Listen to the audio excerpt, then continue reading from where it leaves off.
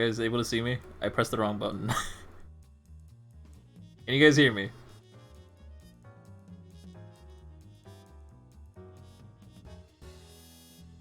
Yeah? Alright, cool.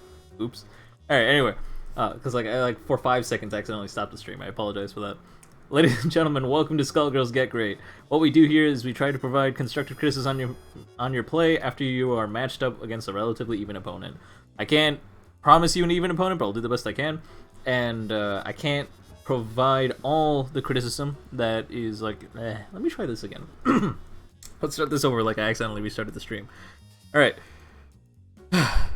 Ladies and gentlemen, welcome to Skullgirls Get Gr8. What we do here is we match you up against a relatively even opponent and then provide constructive criticism on your play. We won't tell you everything that's wrong with your play. We'll tell you just enough to make sure that you are practicing one step at a time. Because you know what? Practicing happens in steps. So a little bit at a time, you will improve as you keep on attending every week. You gotta be practicing in between the week. You will have homework. You will have things that you gotta work on. And you will slowly improve. And some people improve very, very quickly. Some people improve very, very slowly. And that's fine. Everyone learns at a different rate. Do not fret if you think that everyone that you were even with before is way better than you. You just gotta keep practicing, gotta keep at the work.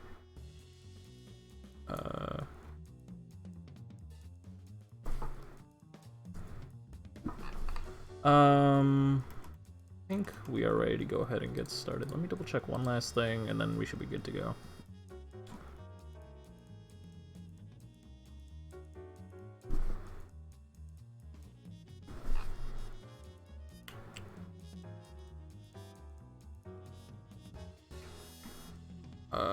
One person told me that the audio was good. Anyone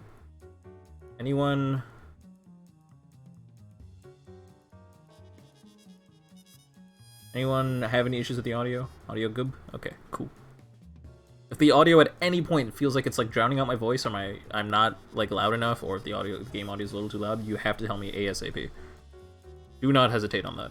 If even one person can't hear me, that's enough reason to raise my volume.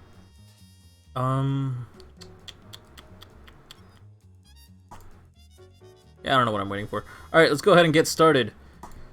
First set of the evening will be TMO versus Kami. Now, I know there's a lot of new faces here, so if you are new here, what's gonna happen is there was a lobby link. Where's the lobby link?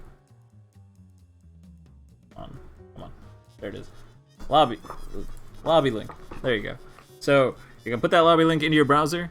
That browser will launch Steam. Steam will launch Skullgirls. Skullgirls will put you into this lobby. That's what that link does. It's pretty convenient. I don't know why Lazunoko is still in here. I will have to kick you because you're not in the first match, right? TMO versus Kami. Lazunoko playing today? Oh, thanks. Let me voice though. Alright, yeah, sure. One sec.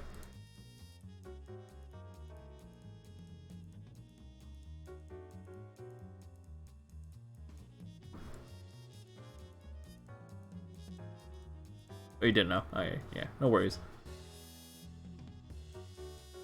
That's intermediate isn't the second beginner match, Madden versus Greek. Yeah, the second. Alright, so the next few matches will be Lazunoko versus Hops, Madden B versus Grief, Leela versus Conster, and Hammy versus Hunter. After that, we'll move on to the intermediate bracket, and if you want to see the full bracket, or the full matchups list, you can check the weekly matchups channel. Also, Thok would be a beginner, but they requested to be last, so they're last. Welcome. What's good? Aren't you fossil hunting or something? What happened? What? Yeah, I got it. There's only 4 every day. The 4, 5, 4? I don't know. There's some days where like 5 or 6 appear. I don't know what's the conditions for that. It's kind of happens. It might be if you miss a day. Maybe. I've gotten 5 when I've missed a day. Oh, okay. Huh. Yeah. Could be it. How many today? We have a total of 22 people signed up, plus 2 more because we have 2 open lobby slots. Also, Clawmaster, is it true? Because I saw that you talking about the thing where it's Evo's not accepting people to apply for commentary. Like they just choose whoever they want. I don't know if that's real or not. If that's real, then I'm kind of sad. I mean, that makes sense. I mean, it makes Given sense for them to... how they've done it in the past. I don't think anyone's ever applied for Evo commentary before. Sure, but, like, this is kind of new. Like, it's like, this is a different opportunity. You know what I mean? Where it's like, everyone's online, and, like, they're specifically showing games that don't have a big community in the first place. So it's not like you can get noteworthy commentators for it in general. Because who commentates Skullgirls normally? Mike and Kai? Question mark? Like... I mean, like, most of the people who commentate shit at Evo don't play the games anyway, so, like, what does it matter? Hmm.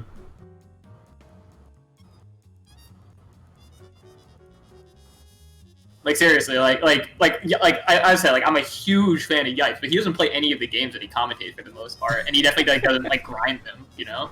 Yeah, like, he was commentating Street Fighter Top 8 at Evo. He doesn't play Street Fighter. Meanwhile, TY, I didn't get to finish the GSL match, but like TY is the #1 commentator for StarCraft in South Korea, and he made it to Grand Finals at GSL, which is unheard of. A commentator actually making it that far. And I saw him up 2-0 in Grand Finals before I passed out last night. So there's a very high chance that he won. Yeah. I didn't even know that there was GSL going on. Yeah, GSL just finished. I've been watching nothing but StarCraft, like, in any time I'm not doing Skullgirls things. Alright. Which is thankfully a small amount. Stream name at Skullgirls Get Gr8. What are you talking about? It says B grade June 2020 week 1. Ah, crap. Thank you, friend. I streamed for like an hour today. Oh shit. What? Yeah. Did you go live like right when I joined your stream, or was it like halfway? Yeah, pretty much. You were there like 5 minutes in. Oh, dope. Yeah. Yeah. I saw you were streaming. I'm like, all right, let's check this out. And then I woke up and actually got my life together, slowly. Yeah, I mean, it was just me playing quick match and just tilting because I can't play Bella. Like, my execution is just bad. The first match I watched, you did this thing where it's like you got your opponent into the corner with Peacock. You did 2 buttons, then went into beat extend, and then did 2 buttons, and you could have killed without a meter if you used an assist, but you just didn't use your assist. I wasn't sure why. Well, if I went into beat extend, then I used an assist. No. The beat extend and then you reset. Sorry. Oh, I did the 2 beat buttons. extend cross under. Yes. I want to say. Yeah. Okay. Yeah. I mean, I don't play that character, so I don't know. That's fair. I was just wondering if there was a reason, like you knew that the assist wouldn't be enough to kill, so you might as well burn the meter anyways instead of calling the assist. Or something. Also, I'm just trying to do like as many solo, like full length combos as I can for the most part, just for like consistency's sake. Because like that's my main problem right now is I'm not comfortable on the characters. So, people are confused about who's up. Okay, I'm gonna try this one more time. Lazunoko is on stream first. Did I just hallucinate? Alright, Lazunoko on stream versus Hops. Okay, I hallucinated. I lied. I apologize. Anyways, it's Lazunoko versus Hops.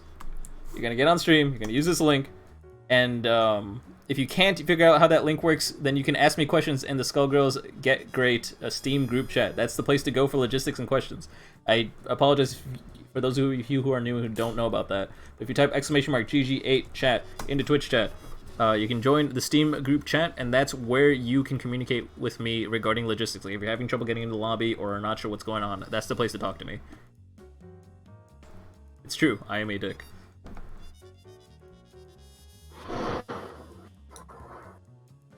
This man got a cartoon alligator. That's what I'm talking about. That's what I want to see. I want to see cartoon alligators. That's what I want to see, for sure. I need to grab my phone because for some reason it's on the couch. Mm-hmm. Why's my phone on the couch? What's going on? I was talking to somebody. We're basically trying to get Lazunoko back on the stream. So Lazunoko was... Oh, the link is not working for you? Here, I'll grab the link fresh, see if that works. King Gizzard and the Lizard Wizard, that's a great band. It should be the same link, but go ahead and try it. Yeah. Are you using the new updated copy-paste feature? Yeah, it's actually quite nice. Convenient. It's actually really, really nice. It's also great because like people don't have to navigate to your profile if they want to share your link, you know? Like they can just be in the lobby, hit Control-C, and they'll have your link. Pretty cool. Yeah. Shout out to Mr. Peck. Yeah, good stuff. He also made the Discord bot that originally got the link, right? If I remember correctly. Yeah, yeah. He said he just adapted it like into the source code. It's good shit. Yeah. Alright. I know Hops is saying that they're nervous. Like, don't worry about it, dude. I mean, it's one of those things, like, you're gonna be nervous, especially the first few times you're on stream, and it's good practice. That's something that you need to practice dealing with right away if you're planning on competing.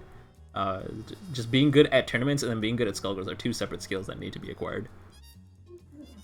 Yeah, Mr. Peck's a cool dude. Shoutouts to my coach, my Skullgirls coach. Mr. Peck tried to coach you? Oh yeah, he did! I do remember that. Yeah, you remember that, right? So, for anyone who doesn't know, I was playing PME at Sea Otaku 2017. I was up 2-0, and so PME starts getting coached by the Kill Sage, and I'm just sitting there, like just waiting for him to like ready up again, because I'm like, I don't give a fuck. Mr. Peck, who I had just said hi, I'm Kenji to, like earlier that day, he said hi, I'm Mr. Peck. He goes, I don't have any advice for you, but I want you to feel like you have a coach, so I'm gonna talk to you right now. Cool guy. Yeah.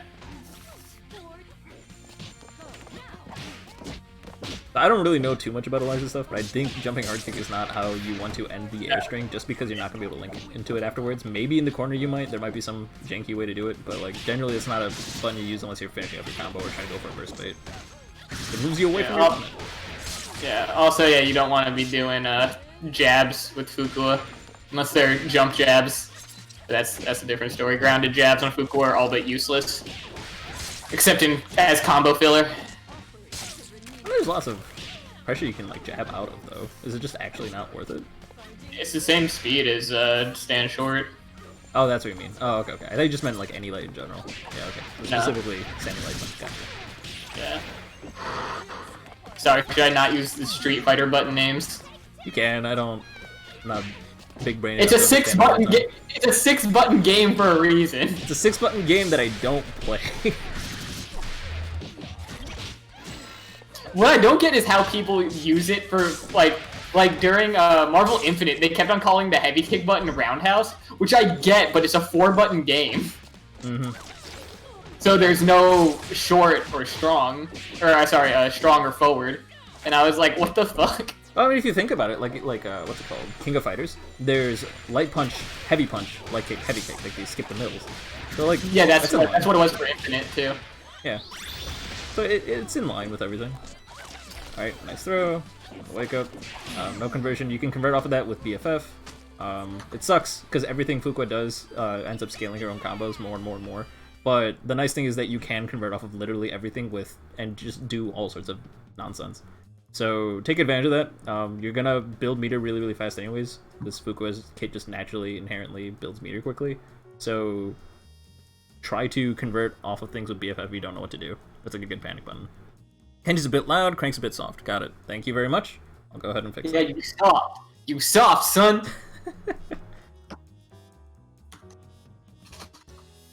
Who's this soft ass dude? Oh man. I'd say something. Your mom's a whore. Nice. Nailed it. Alright. Let's see.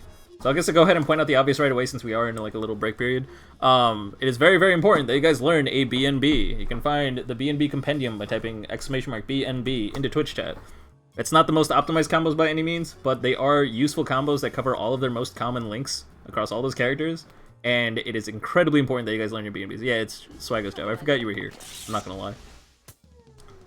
But you can also find Swagga always using the BNB command in Twitch chat. Basically, having a large combo is nice because the damage is good, and that's always really, really important to be able to get a hit confirm and go and get as much damage as possible. But that's not the actual priority here. The reason we need you to learn a BNB and become consistent with one, any combo at all, is because it's going to get you more familiar with the character.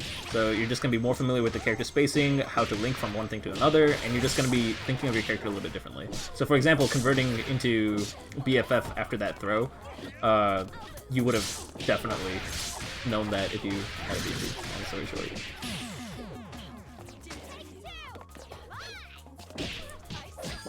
Yeah, also, when you're up close like that, you probably don't want to be pressing medium buttons, because they're, ooh, did the game die? Ooh. Uh-oh.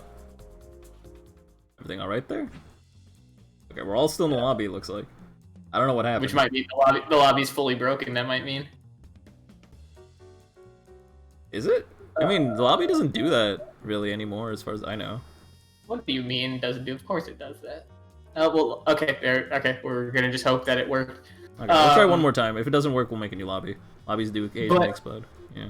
But as I was saying, when you're close to someone, probably don't want to be pressing your medium buttons because they're slow, right? So typically, what you want to do when you're in someone's pocket, you want to press your fastest button. Typically, that's your jab or your stand short, and then beyond that, you actually probably want to press your crouching short because that's typically most characters low, and it's like only marginally slower than your jab, to the point that it won't actually most characters, their jab won't do anything that their crouch short wouldn't, if that is in fact their primary low. So that's why you do that. The exceptions being Misfortune and Peacock.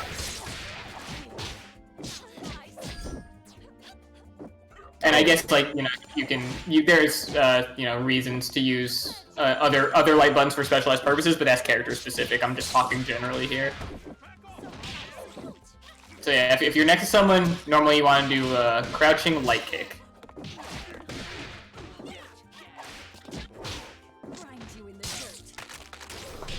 Yeah, see, it's like a lot of this is like, yeah, it's like you guys are kind of just feeling out the buttons, getting familiar with your characters. You just gotta do more of that. There's nothing much we can give you here in terms of like guided feedback, right? Like you guys just need to play the game more. Yeah. I was kind of thinking the same thing. You guys just, I mean, like even it's not just playing the game more. Obviously, playing the game more is gonna help a lot. You're gonna build that neutral. You're gonna start getting familiar with the characters and all the moves that they have. But more specifically, is just learning a B&B, because these routes you guys are using are just not gonna be applicable in the future. Like when you're using. I mean, they're not even doing routes, right? They're just pressing like random light, medium, heavy. So you just gotta have them again. Like you gotta just figure out what your character's buttons do, and no better way to do that than just by playing. So like I said, there's not a lot we can give you in like terms of guided feedback because again, it's just like or directed feedback rather.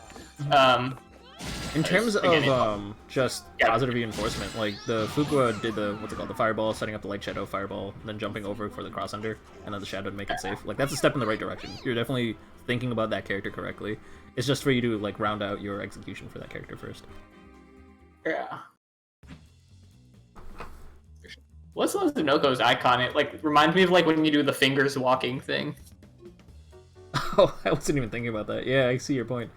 Like if you were to combine that with like a wet floor sign, that's what I think of. You know what I mean? Hey, Azunoko, don't listen to the stream while you're playing. One, don't have an outgoing, like data flow, and two, you're not gonna be able to incorporate this in like the 5 seconds that we tell you it. So go back. VODs will be available. They're available on Twitch immediately. They're available on YouTube soon after I take it. Yeah, it takes a couple hours for it to upload, but it's right afterwards. Yeah, and so just do that because again, like one, it can introduce lag into your connection, and two, again, like don't be worried about like just incorporating shit people are telling you while you're playing. Yeah, I mean, if anything, it's just a distraction, right? Like if you're listening to our voice instead of playing the game, it's distracting. So make sure you pause the stream, just play it as best as you can, and then get the feedback afterwards, and then just slowly practice it and be ready for next week. Let it loop. Oh, jabbing him out of the air. So it's funny because like Eliza has a lot of really good anti-air buttons, and jab is actually not one of them for her. Yeah. Standing medium punch is the god button for her. Like it is designed to be as anti-air of a button as an anti-air button can get. Yeah, there's only a few like really good anti-air buttons in this game. Fuqua used to have one of them, but then they made the hurt box come out 5 frames before the hitbox. Fascinating. Yeah. I was like, because that was like starting to be like how you had to play the character against like air dashers. Oh yeah. That's interesting. And then it's like, never mind, like the Philium matchup's actually just like hard now, as opposed to like. Was it was still hard before M Shadow days? Like before M Shadow was removed, or like what are we talking about? When was this? This was midway through the beta. Oh, okay. So it wasn't in the first round of changes where they like changed how the character plays, but it was after she was functional. Because remember when she like actually didn't work? Well, when she was first put into the game, her frame data was so insane that you could literally just shadow loop all day and it just killed your opponent. Oh, seriously?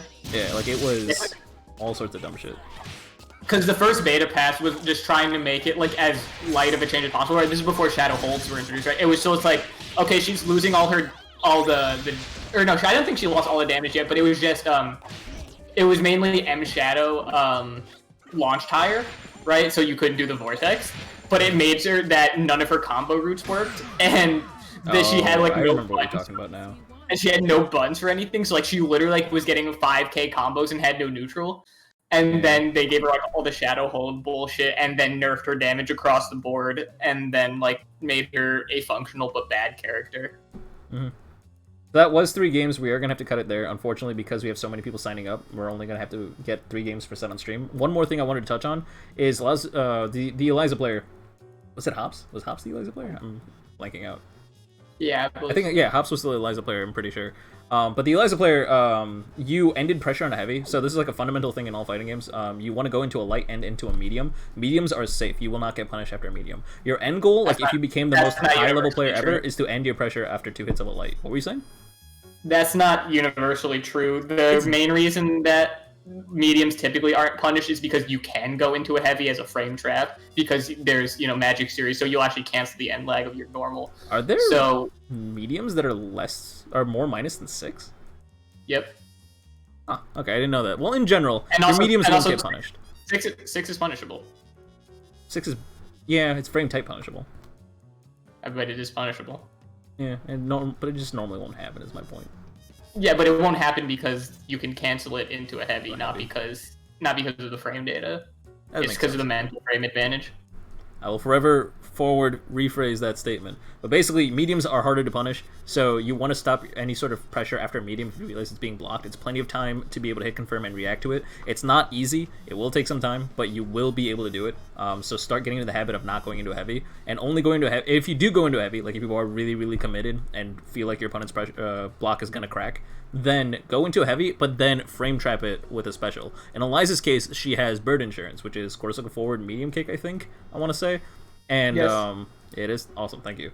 So that bird insurance is one of her most iconic moves. You'll see everyone use it because any unsafe pressure can be made not safe, but like much more difficult to deal with that button. Eventually people will, you guys, especially you guys, like once you guys go on to intermediate and stuff, I'll start talking more about chicken block land canceling, which will defeat that strategy. But it's like a knowledge check. It's a skill check. Like people being able to chicken block land cancel that consistently is something you're not going to see until the highest level of play. So start getting used to making your pressure safe if you go past a medium. Use a special. It's an additional layer to the frame trap. Kenji was just talking about how you can frame trap the medium into a heavy. You can do a heavy into a special, and some specials straight up make it plus, which is dumb, but that's a thing. Yeah. So yeah, one thing I'd say is. One thing, chicken block land canceling the bird is like a pretty intermediate thing. I wouldn't say highest levels of play. Two, push blocking is like the main reason, right? Because most characters can't push. If they push block a medium, because non-multi-hit mediums, I should say, most characters will be too far to punish with anything. The other thing is the classic block string flow that you typically see in Skullgirls, which isn't great because it opens you up to what's called PBGCs. You'll learn about that as you go on, but essentially it's bad against push blocking. Is that you do light, medium, heavy, special, and an assist, and then so the assist covers your recovery frames, and then you're plus again, and you still get to be in, or you've been push blocked out far enough that you're back in neutral, but like slightly have frame advantage and shit like that. So that's typically the flow you see for block strings in this game, but people are starting to try and not do that. You need to be better at hit confirming to do so. Yeah. I mean, I don't know, how many intermediate players do you see that consistently chicken block land cancel? I know everyone can do it at intermediate level, but it's like, for someone to just do it every single time on reaction to seeing the startup of bird insurance, it's usually like upper intermediate or like higher level of play. I mean, I've seen Shuckle do it. I wouldn't call Shuckle like top level of play. That's fair. I consider her intermediate though. Like, I couldn't give her advice. Yeah. Oh yeah, I mean for sure. Like I'm not saying she's bad or anything, but I'm not saying like Shuckle is what I'd call like the top The level of highest level Skullgirls play. play. Yeah, okay. I guess highest level play is a bit of an exaggeration, yeah. but yeah, I don't think she'd be offended if she heard me say that either. Like, well, right, like, yeah. So while we're talking about this stuff, Madden B versus Grief. Can you guys go ahead and get into the lobby? So here's the lobby link again. Madden B versus Grief. Shuttle, if you ever hear, sorry to use you as an example, it's just the like one I remembered off the top of my head. There's tons of players at varying skill levels who I've seen just like back the bird. Not me though, I can't do it. I saw Shuckle reopen up Skullgirls like for the first time in ages, pretty recently. I don't know if she's still playing. Oh, did you play her? I played her like 2 weeks ago. Oh shit. She comes back on periodically. That's cool. But she was part of the culling of my friends list, so I don't talk to her anymore. Huh. Also, I found out today on stream that Hot Salsa is still on my friends list. I don't even know who that is. But he only plays on Invisible, which is, I guess, why he survived the cleaning up of my... Yeah. I mean, I was just like, dude, I only know these people, like, from Skullgirls. Like, it's just to ask them for games, and some of them, like, I don't want to really play games with anymore, right? Like, you know, it's like, why do I have Scott Whale still added? You know, it's like... Yeah, that guy doesn't even play anymore. I miss that guy, though. He's a really, really cool dude. I really liked him. He came to Salty once. Oh, did he come to Salty? That's cool. And as I, like, said, hey, what's up, he literally, like, fell over 3 chairs, like, very loudly. he was pretty embarrassed, but we were all like, it happens, you know. He happened to just not be looking where he was going and tripped over like some shit. But he was like, hey, it's good to meet you. We played online, just like immediate. Like, you don't want to like do that when you're meeting people. So I can imagine how much that must have sucked for him. Yeah, it's unfortunate. So Grief's profile is private right now, so I can't really get in touch with him. I'm gonna see if he's in the chat, but he is. So someone already did @ Grief in chat. They might have just gone rogue, because I can't tell if they're online or offline. Does anyone have Grief added as a friend? I can quickly check. Because if not, after a couple of minutes, we might just open this up.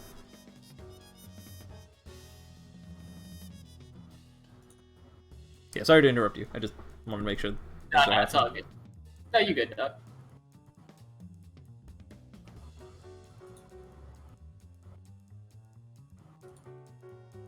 I don't know what to do when people's profiles are private. We just kind of sit here and hope somebody has a friend. Yeah, I mean, yeah, it's like, we just gotta hope that... Yeah, remember, it's like, yo, I know this guy, and he's, like, playing Slime Rancher right now, or some shit. I forgot about that. Yeah. Yeah. It's like we're trying to get someone's friend to, like, get them out of Final Fantasy 14, or, like, we're trying to, like, figure out where someone is. I guess I'll just take a moment before we go ahead and open up the lobby. But like, thank you for everyone who signs up and shows up. And if you can't show up, please just message me in advance. It's totally fine. I don't care how late it is. As long as I know before I make the matchups, it like helps me out a lot. So for those of you guys who do sign up and remember every time, big shout out to you guys. You guys are great. I appreciate it. Those guys who sometimes forget, I totally understand. Things come up. It happens. But try to just let me know in advance. And now I think we're just gonna go ahead and have to open up the lobby because no one seems to be able to get in touch with Grief right now. So if Grief comes back, we'll try to make up a matchup for him. Maybe we'll throw him up against Thok at the bottom. Did Thok have an opponent? I forgot. I think I gave Thok an opponent. Hops is back in. All right. West Coast to Europe. Let's go. It's gonna be some great connection right now. Oof. Should be interesting. Yeah. Oh yeah. I ended stream today by making a lobby. A Brazilian guy joined, but it didn't show his ping immediately, like until like I was already locked in to it, and so I just like the match immediately sucked. I rage quit and ended the stream. Can't fucking get anything. Dude. Oh my god. I mean, no one followed today, so I didn't hear that at all. I didn't get any new followers. Yeah. If you want to hear the greatest SGC meme of all time, you have to follow twitch.tv/showyuramen. While they are live. So, but is this just the same guy in a disguise? Is this just Lazunoko in a different like Madden B is just Lazunoko in disguise. Yeah, no. Madden B's been here for a while. Lazunoko's new. So I know Madden B has been here for a minute. Alright, nice hit confirming off the medium. I respect that. He can do the baby combo. Alright, here we go. Oh, no, that's not right. Oh, actually, no, that's right. Oh, that's right, yeah. Good stuff. You can end it immediately there, obviously, like a Fireball Super if you want. Or actually, Drill Super's better to do at the end of a combo, right? Yeah. One thing that you should be doing also is not using crouch medium kick in your combos, because one, like you saw there, if they're not actually on the ground when you hit them, it doesn't hit. And two, it'll scale your combo because it's like what, 3 hits? Yeah. Yeah, 3 hits. So you don't want to be doing that. Also, it will push them further away from you a little bit, which can also fuck up your confirm into stand fierce a lot. Mm-hmm. And I copy paste exactly what Kenji said. I was wondering about that too. It's like you're hit confirming with the medium kick. I understand it's like tempting because it's so many hits. It gives you lots of time to think, mentally process. But you want to practice getting away from that. Well, also that's 100% PVGC punishable. Also. Oh, is it really? Yes, 3 hits, dude. And also, I think just push blocking it makes it like punishably minus. Neat.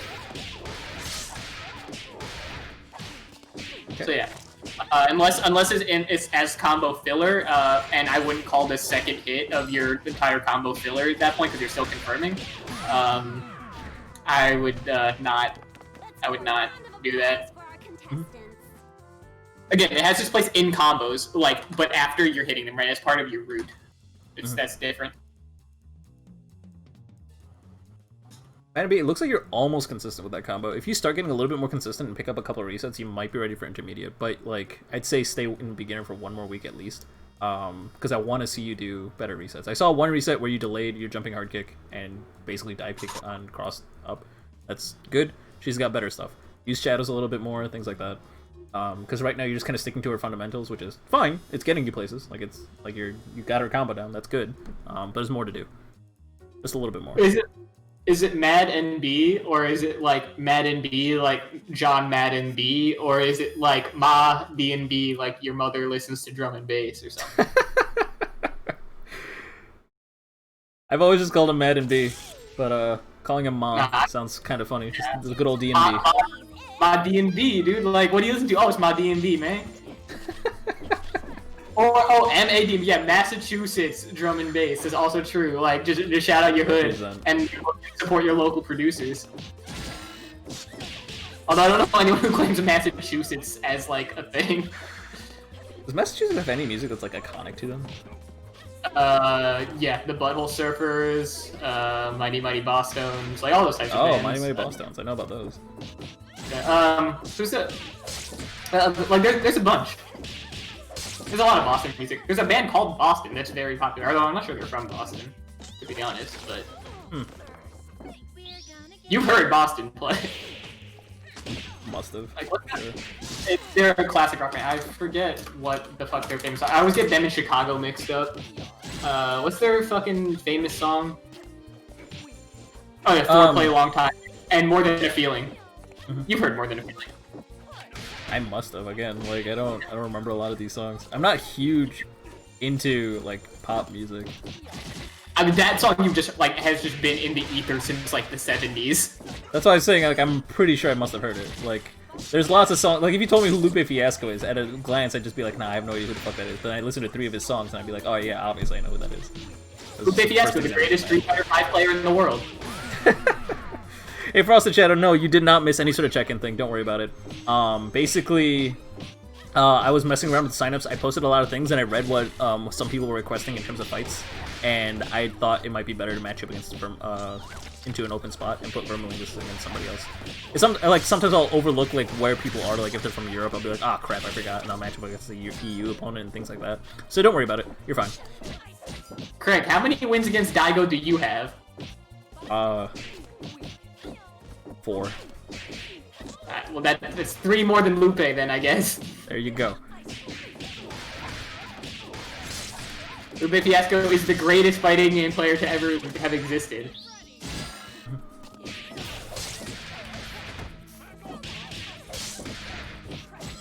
Wouldn't it be better to go into Drill Special into a Drill Super? Yes. Yeah, okay. That's your ender. Heavy Drill. Drill of My Dreams. Oh shit, are we doing the proper vernacular stream now? Proper vernacular stream. So yeah, you want to do heavy platonic drill relationship into Drill of My Dream Super. There we go. That's the Red Witch, I guess. I don't know. Yeah. I forget she still plays this game. Right. She rage quits a lot, though. Dang.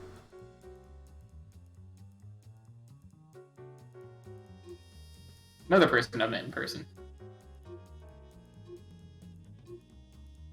You were in SoCal, like, obviously. I am in SoCal. Oh yeah, that's right. Oh yeah. You liking it back there? Yeah, dude, it's fucking the shit. I mean, barring the state of the world right now, but yeah. Yeah. So that last year, real good.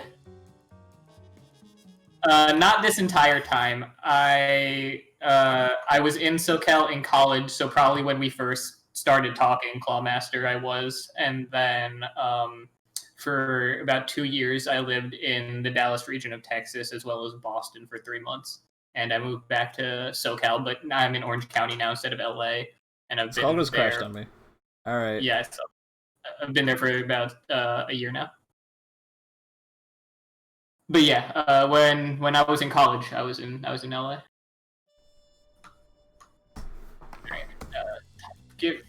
Post a new lobby link. Unless it's the same one. It's gonna be a new lobby link. I bet. Did you post it, or am I posting a link? You posted. Got it. I just alt F4'd my game. No problem. It happens. Sometimes Skullgirls crashes. Most of them have been ironed out, but it happens every now and then. But yeah, new lobby link for everybody who is going to be participating today. Skullgirls Get Gr8. This new mod view is kind of nice, but it's literally just Streamlabs. The what?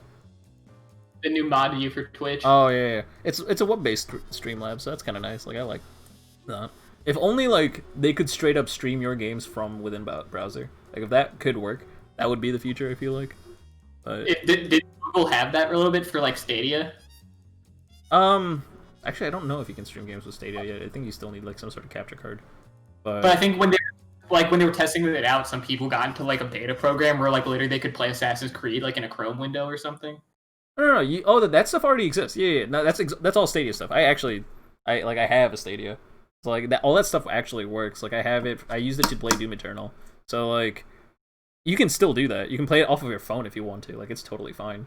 The issue with streaming is because they actually have to pull from your graphics card's memory at a rate. Like, your browser has to pull that stuff and then upload it. You know what I mean? So I don't mean streaming the game. I mean literally streaming.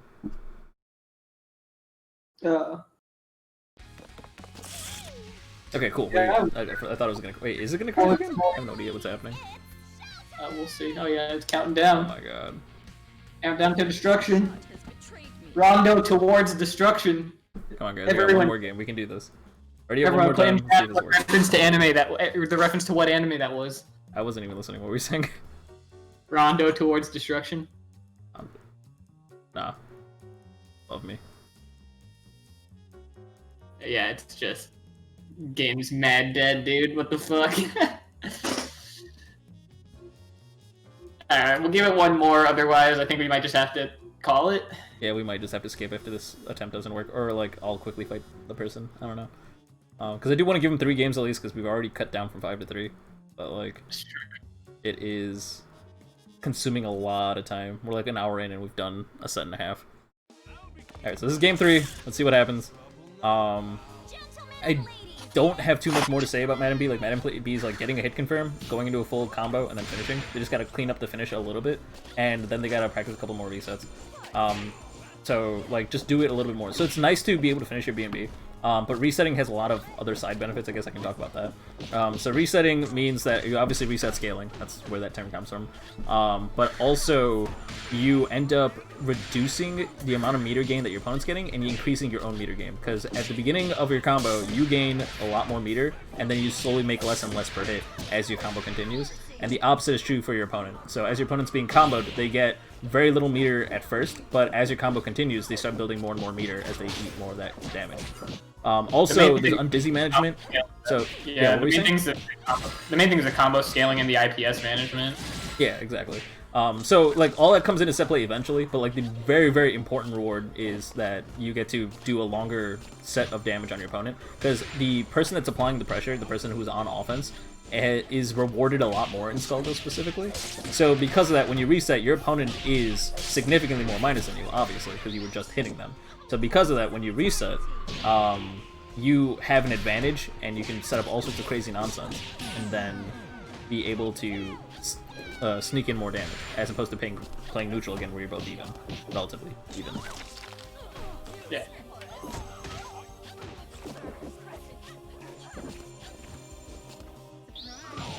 Okay. Alright. The Fireball Super's chip damage has been nerfed significantly for like years now, but that is something, like, you are doing something correctly. Like, Fireball does do still an insane amount of chip damage. I think it's, is it now 900? Might be 8, but yeah. Yeah, something like Still that. a ridiculous amount. It's like as much as like a super. Mm-hmm. It's as much as like a lot of fully scaled supers, but on block. Yeah, it's crazy. Yeah, it's quite good. Oh, did he get the instant double jump? What happened there? I'm not sure. Did you see that? He did launcher into like baby jump. Mm-hmm. He was out of the game, but we didn't give him super jump after a launcher. Alright, punish. Oh no, it didn't finish. Okay. So, you gotta get these hit confirms down a little bit. You gotta just start mixing things up a little bit. Other than that, you're good. And I also want to emphasize using the meter at the end a little bit more, which is like the first thing I talked about. There's a couple of reasons to do it, and not just because it's more damage. Because right now you're at 5 meter, and that means you're not getting anything off your meter. On top of that, Fuko gains meter really, really quickly, and because of her kit, the way she plays neutral builds a lot of Kara meter, which rewards you for being at less than a meter, because you build meter way too stupidly fast. So, because of that, staying below a meter is totally reasonable for her. Like, it's not, you're not actually putting yourself into too much danger, and you never really need to be more than 2 meter, which you would use for a DHC, but you're not even playing a team, you're just using it for solo. So at any time you have more than like 2 meters, you're supposed to use it for snaps, which doesn't apply in a 1v1 anyway. So you might as well just burn your meter. I mean, I wouldn't like be super prescriptive as to how much meter he should have at all times, but the reason Fuqua tends to want to spend meter is because she needs to do it. She needs to spend it to convert off her grab, unless she's in the corner and you're doing the non-command grab, which is not a good idea. And so that's typically why you want to spend meter. But obviously, like, right, you're not doing resets. But so then at that point, you might as well just spend the meter for damage by doing supers at the end of your combos anyway, right? Because like you're going to reset to neutral anyway. Mm-hmm. Leela versus Conster, thank you very much. You guys can go ahead and ready up. You guys jumped in before I even said anything. I appreciate that. Ugh. That like Star Fox? Like what the fuck is that? What, the Constar picture? It looks like Doge Star Fox, yeah. It looks like what's his face? James McCloud. James McCloud. Shout out James McCloud. Mm-hmm. Dead Dad Gang. Is he dead? I honestly don't know. Yeah, no, he's 100% dead. He's supposed. Well, if you beat the game, James McCloud guides you out. Yeah, but isn't that supposed to be like a hallucination? It's no one knows. I don't know. Because then in Assault, right? Like they pretty much just say that he's dead too, and the Aperoid Queen like pretends to be your dad or some shit because like no Star Fox game can end without like fucking talking about Fox's dad. Yeah, I don't know. I just assumed that everyone thought he died in space, but like no one actually has been able to confirm it. So like he might still exist out there. No one really knows. There's also just the fact talk about that, the Star Fox the rest of the stream, like please. That's what I want. That's what I need in my life right now. Yeah. As a side note, like this final Star Fox comment, but those guys who don't know, if you beat Star Fox on like the perfect path, you unlock the expert mode where you get to play as Fox, but with James's glasses. So you're just Star Fox with the sunglasses. Yeah. Also, you can unlock like third-person shooter multiplayer in that game. Was that in? Wait, yeah, really? it's in 64. Yeah, it's in 64. I actually didn't know that. That's crazy. You know that? Yeah. I forget what it was. Is it all medals on expert mode or something? I forget what it was. Crazy. Alright. Close, you press the medium a little bit too late. So the thing is, like, I mentioned earlier that like mediums are relatively safe. So you actually, if you're gonna press a medium, you might as well strum your fingers. Like, you might as well go light into medium, so that way you have time to actually hit confirm. That's the whole point behind hit confirming. Where if you just press the light, unless you're like trying to go for a tick throw or something very, very specific, there's no reason to wait to press the medium. Just press light medium. Yeah, yeah, you gotta jump. You gotta do your combo faster. On double.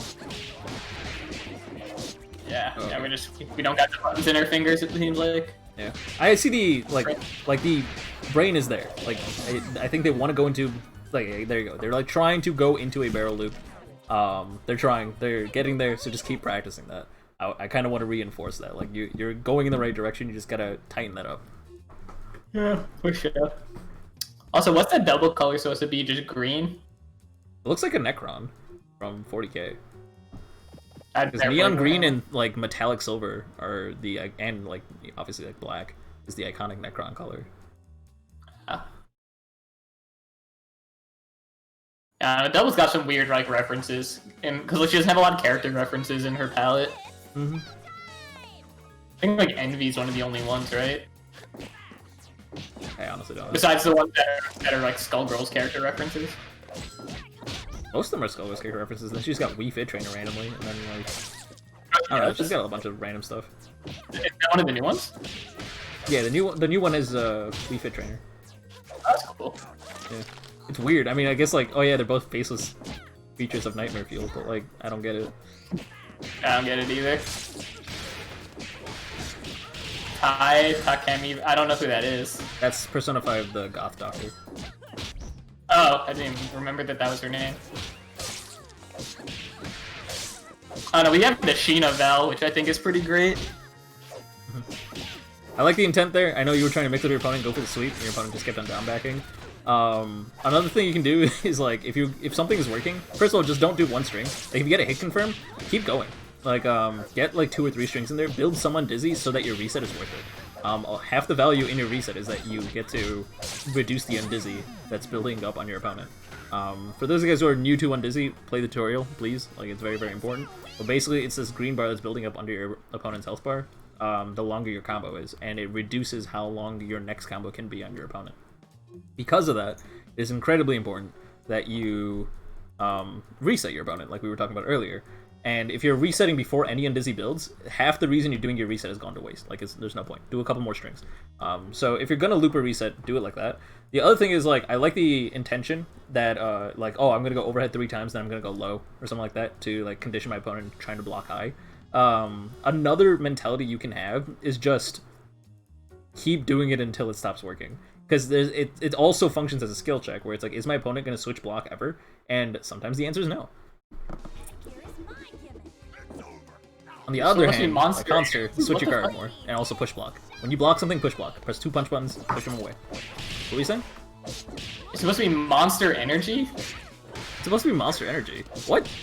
How? Where does the silver come in? Yeah, like... And also, like, there's not that much white on a monster can, like a default one. I think, right? Like, there's the silver can part is not on a monster can. The text is white, but, like... Yeah, why is it like gray and not like black? That's not really black. It's like silver more than it is white. Yeah, I don't see it. If that's true, yeah, I don't see it for sure. But alright, yeah, I don't see it at all. What the fuck? Someone said it's upgrade from Ben 10. I see that a little bit more.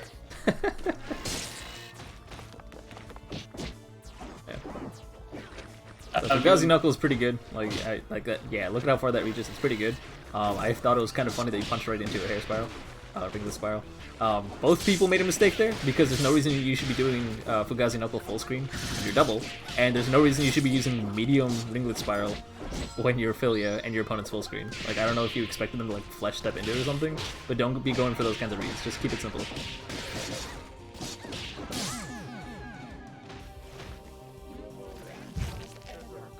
Their racing gamer color is a gray. They have like gamer fuel.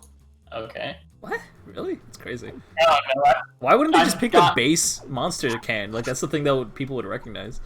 Yeah, I mean, I've drank a lot of Monster Energy in my life because it's like they sponsor every fucking B-boy event, but like I've never seen any of those colors. But obviously they're not fucking marketing to gamers there. They're doing kind of. I mean, Most people play video games. Did you drink the base monster, or did you drink?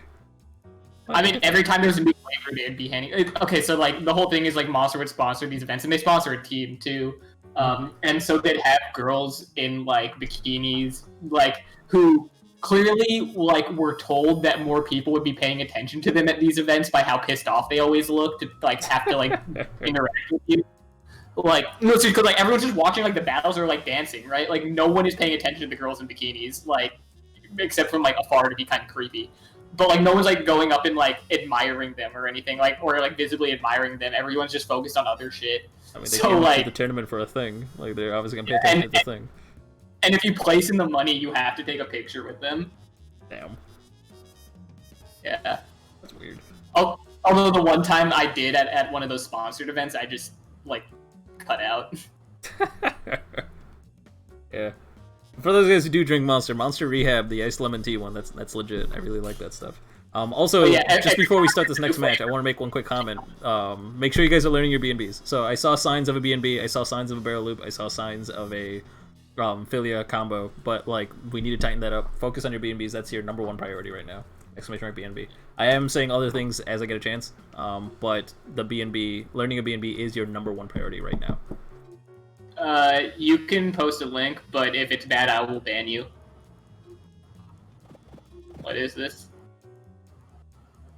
Oh, it's an example of like monster. Is this like a drifting car? I don't know what race cars look like. I mean, all cars can drift. I don't know what you mean by like. I don't know. I'm a bad Japanese man. I don't know shit about drifting. All right, no SBO to convert. Oh, yeah, too late. You have to use SBO like right away, especially if you want to save. You have to actually cancel into it. Yeah, that's a very important point. A lot of people forget, especially if you're new to Squiggly, that center stage, like Serious center stage, is a special. That means it can be super canceled. In fact, that's fundamentally how Daisy is supposed to be used. Use Serious center stage into Daisy. Too early, too late. Too late. Yeah. It's not canceling. I appreciate the attempt, though. Most people would just like, but if you're too far away, because a lot of those cases you're actually too far away, or like you're in the air, right? You're jumping, so you don't have time to get your shit off. Like, just let it go. Like, you know, it's unfortunate. Build a charge, use the sliding knockdown to your advantage. The main thing is to be actually like when you call assist, right? Be in a position where you can convert off of it, because that's why you're calling it anyway. So this is something I want to point out because like positional awareness against a resource character.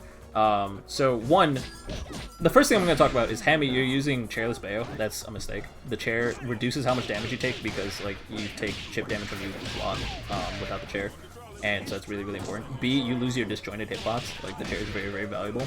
Yeah, sure you gain 2 large armor moves, but they actually suck. They have 1 hit of armor, and they can beat them out very easily. You want that. I mean, he's literally just mashing them and winning right now, so... Yeah, I know, but I'm still gonna tell him what to do correctly, regardless of whether he's winning right now or not. So, like... If solo Bayo wants to have the chair on, if you have an assist, then chairless Bayo actually becomes quite a deal, but yeah, solo Bayo typically wants the chair on. Yeah. It makes your pressure safe because you got DP, you got all sorts of really good tools you get with the chair, and also you take reduced chip damage. It's just something that you almost always want to keep. It also makes anti significantly more viable, and jumping hard punch becomes a much better hit confirming tool. Yeah, chairless jump fierce is like actually just the game plan for Beowulf, unless you have A-Train. Yeah. So building on that, you threw away your chair early on, and then I saw you try to walk towards it for a little bit and then gave up when Squiggly pulled it away, and that was the Squiggly doing something correctly. So Squiggly, when you were moving to the left when the chair was on the right near the beginning of that match, that was correct, because you want to deny your opponent's ability to pick up that chair again. On the other hand, though, near the end of that match, you started walking towards the chair. You were just trying to walk backwards and build some space against your opponent. You don't want to do that. You actually want to rush into your opponent's face in that situation, because a chairless Bayo is not that scary. Keeping that chair off screen is much more helpful to you than it is for you to just try to be patient and reactionary. I went Rap God? I don't even know what you mean. Yeah, I don't either. People just be saying shit, man. Fast speaking. Oh. I mean, Skullgirls is a fast game. Yeah, like when you commentate fighting games, you kind of have to talk fast. Nice jump. That was a good jump in reaction. You understand how that works. I talk like Cleveland from The Office, you know what I mean?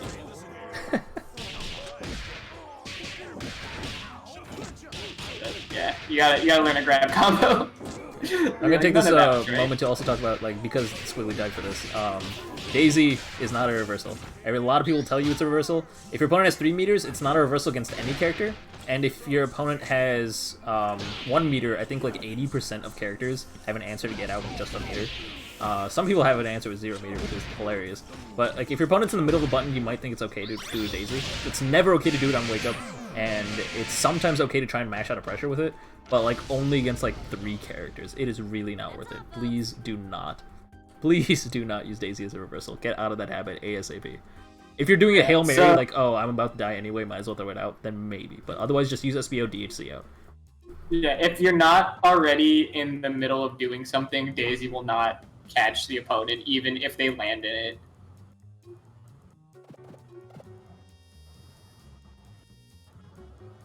LS doesn't talk that fast. What? Man, people need to, like, be from the East Coast, because, like, they just think everyone talks fast, I guess. Dude, that's like, when I moved to California, I was like, man, people here talk so quietly and slow. It's an urban rural thing. Because, like, in Chicago, everyone talks, like, lightning speed. This is how I learned to talk in Chicago. This is me talking at a normal speed. In New York, like, everyone talks like this, too, and it was dope. It felt like I was at home. It was great. I mean, I'm not from New York, but I grew up in the fucking suburbs, and everyone says I talk way too fast and shit. I'm like, man, what the fuck? You talk at a pretty normal speed. I don't know. Yeah, right? Like, everyone says, like, I talk, like, crazy fast when I start chopping it up, and I'm like, I don't know what the fuck. Like, who the fuck y'all talk to, normally? Don't go into Heavy Gravedigger off of jumping medium kick. You want to go into jumping hard kick before you go into Heavy Gravedigger every time. Don't you be a heavy fallen woman? No, I don't. I have a name and it is not Redwood. I'm telling you, man, we gotta use the proper vernacular. They changed push block to reaction shot in the training mode menu. There was a post about that. I would love to see just, like, Mike Z get, like, sued, like, 7 years after this game came out because, like, he forgot, because it says push block in the training mode menu or something. Yeah, that's crazy. That would be the most ridiculous thing known to man. Reaction shot is the copyright safe name for push block in Skullgirls. No one will say it. Push block cannot be copyrighted, though. Even in the context in the 2D fighting game. If it's a mechanic, no way the mechanic, you can. The thing is, like, because laws are dumb, you can make an argument for almost anything. You can say that that name is iconic to there's no way that's defensible. Yeah, I mean, I don't know. That's a good point. Like, the thing is, if you can tie to the fact, like, that the term push block has generated some revenue for you, and show that that revenue is not being applied to you because Skullgirls denied it to you, then because it would be fair, Skullgirls would have to pay the person who is being denied revenue. There's always a shitty argument. You'd also have to argue that push block is a defensible copyright from the holder as well. Yeah. Which is weird because one, it just describes the action, and 2, it's like it might be overly broad. Yeah, it would be tough. But the thing is, like, they use push block as like a label for that technique, not as much as a description of the technique. Yeah. Regardless, for anyone who's confused by what the fuck we're talking about, the majority of games of this ilk, meaning assist-based team fighters, typically use a vernacular that was popularized in Marvel's Capcom series, particularly Marvel 2. And so things like DHC, delayed hyper cancel, push blocking, alpha counters, snapbacks, things like that, are typically the vernacular used on top of, generic fighting game terms, trip guarding, frame trap, chicken blocking, all that type of shit. So if any of you are all confused, because I assume for a couple of you this might be your first fighting game, just look up just Google search the term like fighting game glossary. It'll explain a lot of this shit to you. You can also type ! terms, and there should be a command for it. Yeah, there's a glossary of common fighting game terms. Oh, lit. Let's see what's in here. I bet you there's some shit I don't know in here. Oh yeah, it's really, really thorough. This is like a really, really good wiki. Okay, the first thing, 2-1 combo. I have no idea what the fuck that is. Abbreviation for 2-1 combo to special canceling, in which the combo takes advantage of the fact that after executing normal attack, the player demands receive special attack without having to wait for the form. A simpler way to explain this combo is canceling a move or string into a special move. What? So it's just canceling? It's just special canceling? Yeah. Crazy, isn't it? Some games use that term. What? Alright, so it looks like Kami is currently offline. Oh no, alright. Oh, I don't know. Oh, sorry. So it looks like, I guess, that they're on Invisible, because they're appearing as offline, but they're actually in here, and everything is good, and you clearly have good taste because you're watching a good anime. I appreciate that. What the fuck anime is that? Bakemonogatari. Well, the Monogatari series in general, they all have slightly different names. Each, like, I keep on. I've told you about how I need to watch that, but I just have no idea how to, like, what order to watch it in. Watch it in. Okay, so I would recommend watching an anime release order specifically, because the story is out of order, and it is best to enjoy it in its out of order fashion. Because I mean, from the title, you can basically tell. Like tent, right? Like it's just like how you don't watch Star Wars like in like 1, 2, 3, 4, 5, 6. Exactly, or Haruhi, you don't watch it in chronological order. Like you don't. That doesn't make any sense to do that. Or no one should play Metal Gear Solid 3 first. Yeah. Exactly. Can you imagine? I don't want to. But yeah, so like the release order is really, really intentional because the entire point is how do you tell a story? Like it's Monogatari, like so it's like the tale of the whatever. And it's basically Cage's being like, all right, this time I'm gonna tell you about the story of the lion, and he tells you about like how he's dealing with the lion demon or some shit. It's pretty good. Did you just explain what a Japanese word was to me? No, because I was re-emphasizing for the audience because we're not the only people talking. I was about to be like, bruh.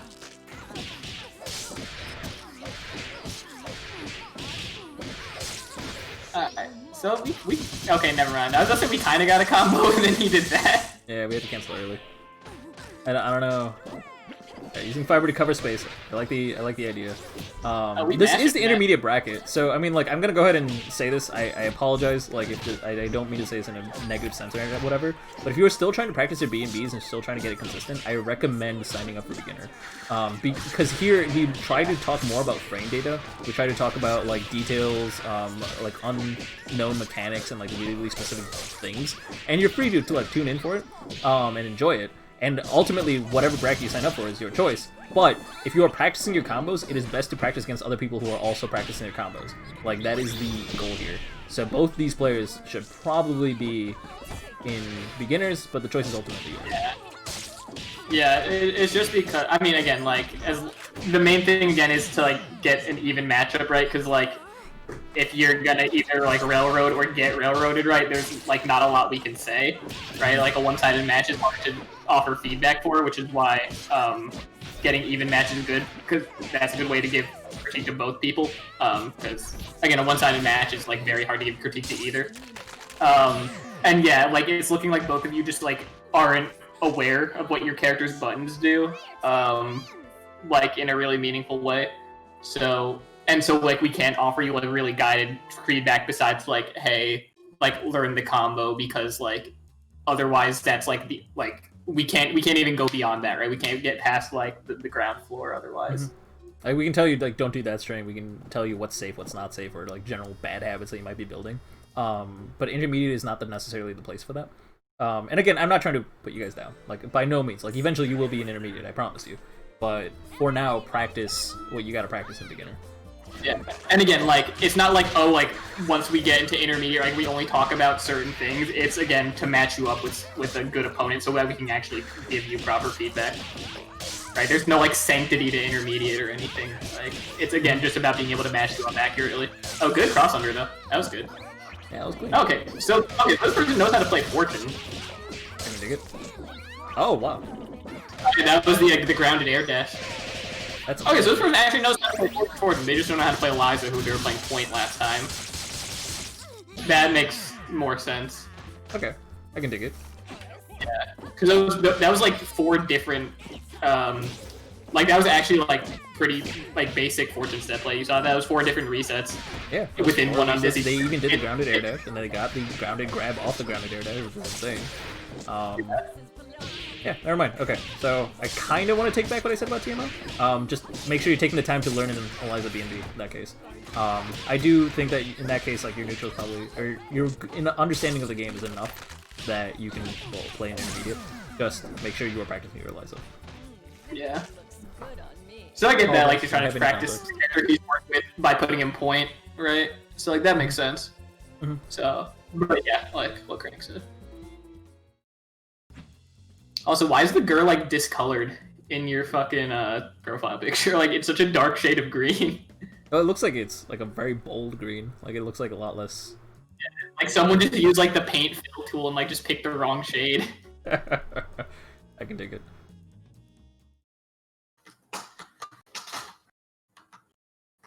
Paint is the purest form of art. Everyone good to go? Vanilla is the most complex flavor. Yeah, stage. Oh wow, I'm right off the sweet too. After that. Oh, yeah, that's a broken version.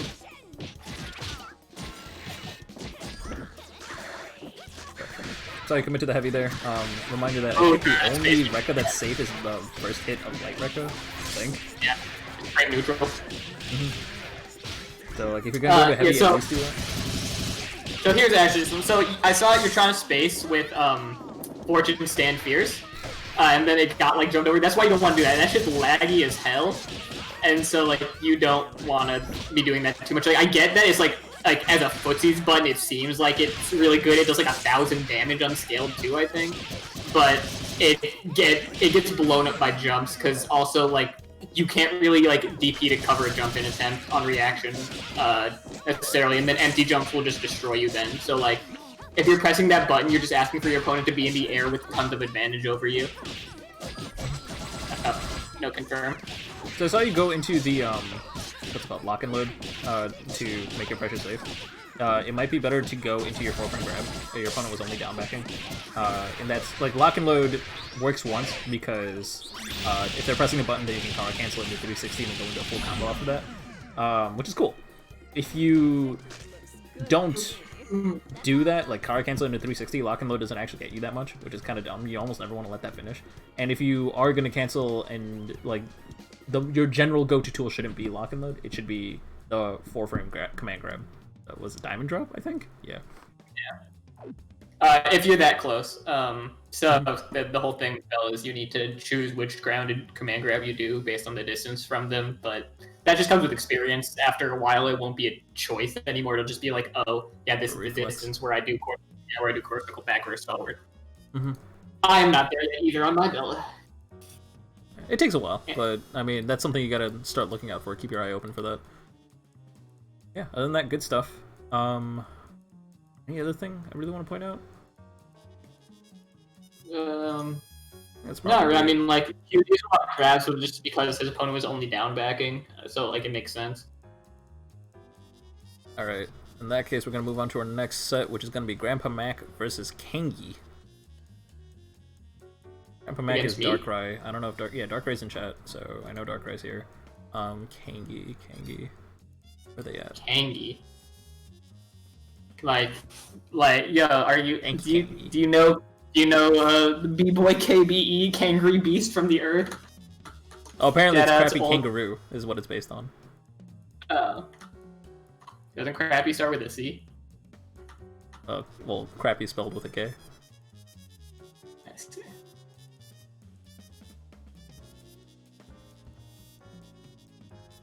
Alright, we got the Yu-Gi-Oh! GX. Line, but they are here. I see Kangi here, so I guess they're also on invisible. That's fine. Oh, this man's on Wi-Fi. Everyone shame him in chat.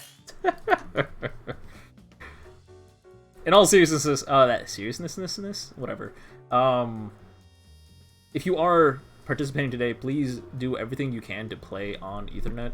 You guys might think your Wi-Fi is great, and that's probably true. I don't know. Like, you probably have great speed. The problem is that Wi-Fi is inherently unstable. It is based on, like, a infrastructure that uses a protocol that is designed for packet drops, which means that your connection might be fine 80% of the time, even 90% of the time, but you want to eliminate that 10% of the time where it is gonna be bad. So no matter how good your internet is, no matter how good your Wi-Fi is, no matter how good your speed looks, the there is going to be instability in a Wi-Fi connection. It's inevitable. It's unavoidable. We should make a Wi-Fi command that just links to the Mike Z video. Yeah, I guess I should do that. Probably, like, honestly, like, isn't that like actually kind of a good idea? Yeah, I'm gonna write that down. It's like on my to-do list, but like it's a good educational video if you guys have not seen Mike's video on why playing on Wi-Fi is objectively worse than playing on Ethernet. I mean, I get times where it's just not possible, right? You live in a dorm that doesn't have an Ethernet port, your apartment's fucked up, you know, you live in the housing situation where you can't do it, but there are solutions to most of the problems. So... Yeah, like, so the router isn't in your room, right? And then it's like you gotta. So, but there are ways around that. Yeah, you can use power line adapters, all that type of shit. There is, like, look it up on Amazon for like $40 or something. It's kind of expensive, but like for $40, it basically converts a power line into a Ethernet route. Like it's very, very interesting how it works. It's pretty neat. Yeah, Pleasure was in college. Him and his roommates used a power line adapter. But, oh wow. Yep. Yeah, I know because I was there. I thought you were asleep. I was asleep, but I was also watching John Constantine. Greatest movie of all time. Dude, did you know apparently he's a DC character? Yeah, Constantine's a DC character. He works with I didn't know that. Yeah, Zatanna. I was like checking out some Batman shit, and all of a sudden he just starts talking to John Constantine. I was like, wait, what?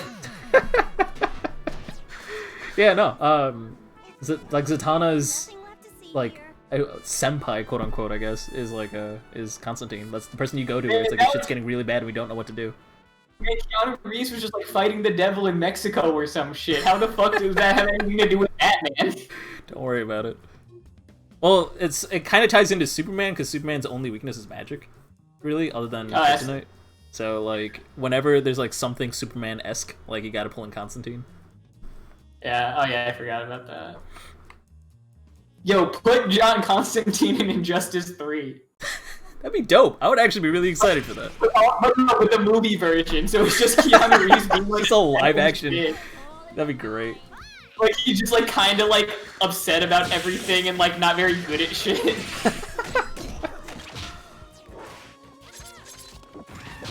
Yeah. Alright, okay, we haven't commented on this game at all. Oh, yeah. Okay, so we got the IADs, but seemingly no control over them. Yeah, so if you're IADing, right, it's to get a combo hit, so like, or get a combo started. So like, actually confirm into your string when you do it. Don't just like do it to do it. You know what I mean? Okay, zoning Penguin. We're charging.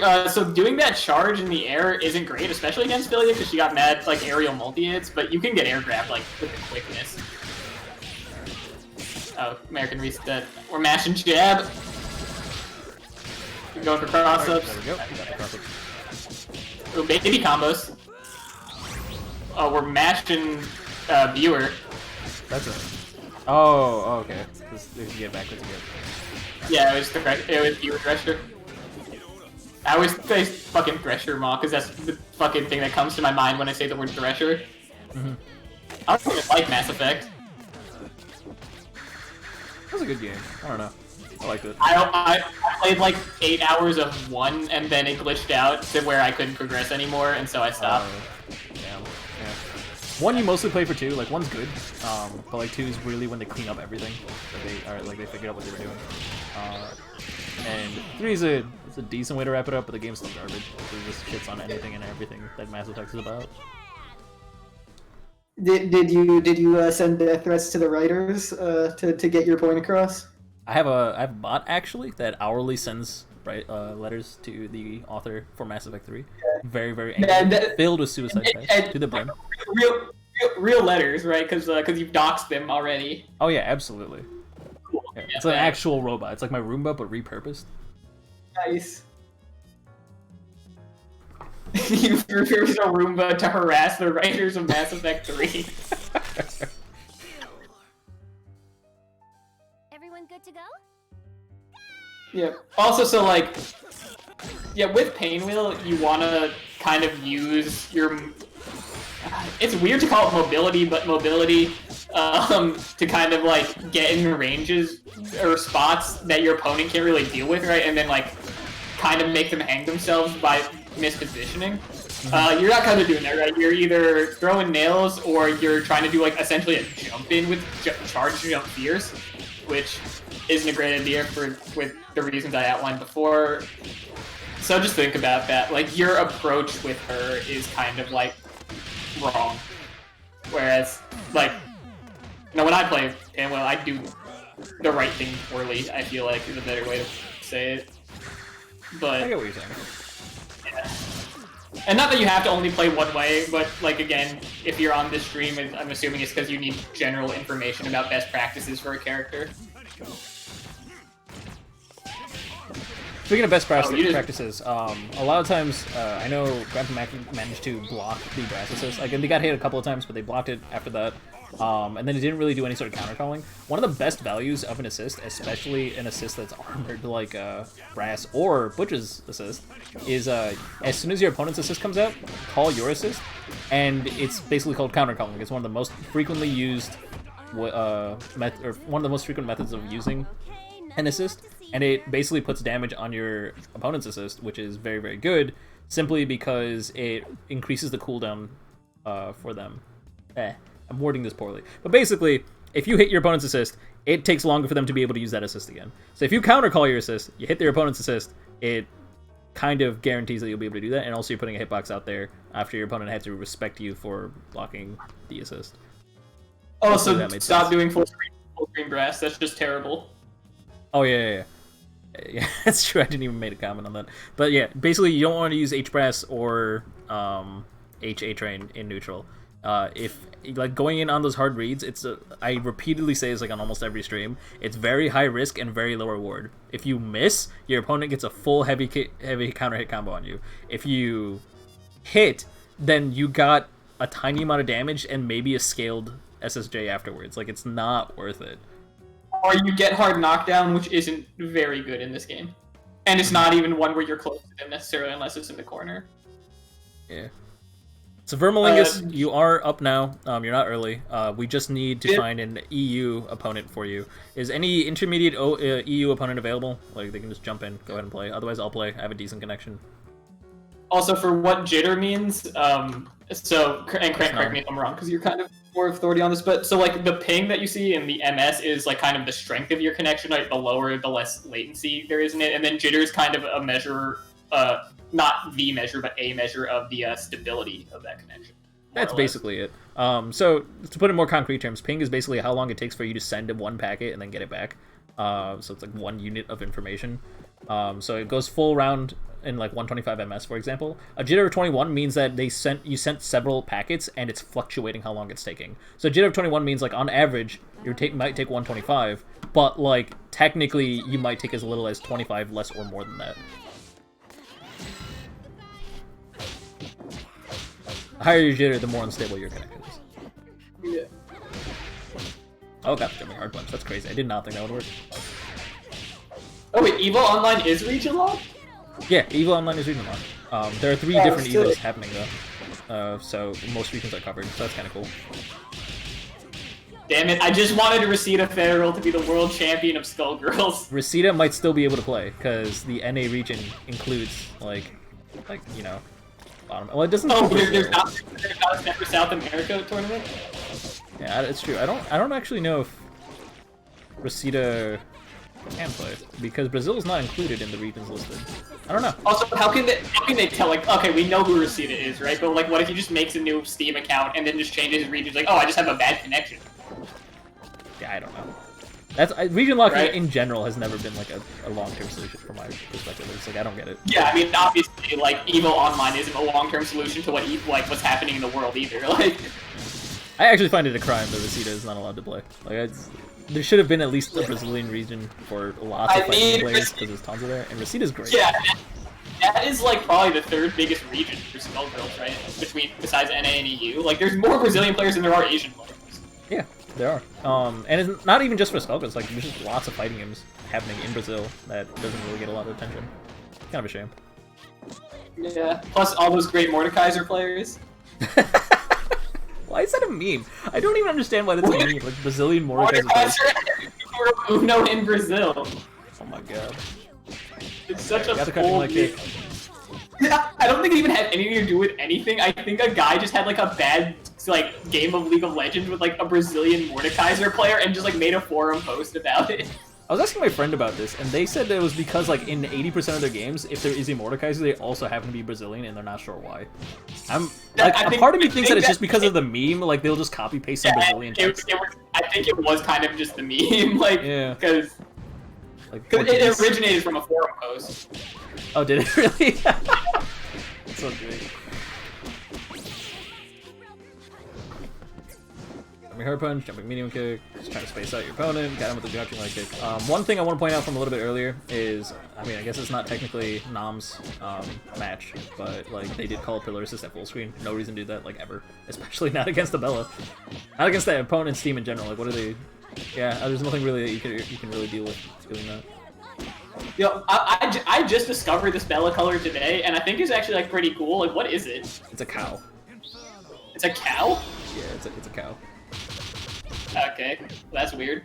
it looks like something from like one of those like animes where like a side character all of a sudden like becomes corrupted and like becomes the antagonist out of nowhere. I tuned out of your stream just as you were saying that. I remember you saying that on your stream.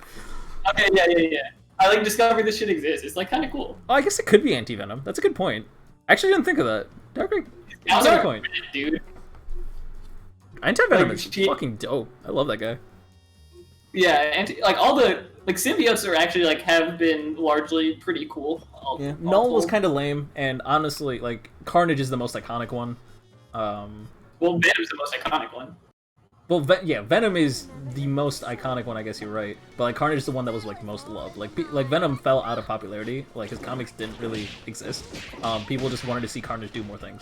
In fact, the reason Venom became popular again is because they made a comic in like the 80s, I want to say, where it was Carnage versus Spider-Man and Venom. Like Venom and Spider-Man had to team up to take out Carnage. Like that's why it came into popularity again. Yeah, but now Venom's like probably the like third most popular Spider-Man character behind like him and the Green Goblin. Yeah.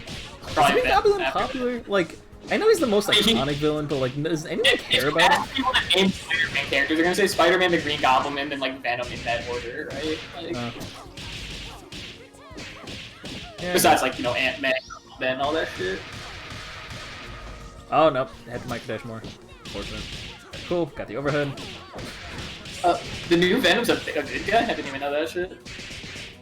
They've been trying to turn Venom into a good guy, but then like half the Marvel writers want to keep him a bad guy, like to keep like the consistency going, like because that's how it's always been. Is he still Eddie Brock or like?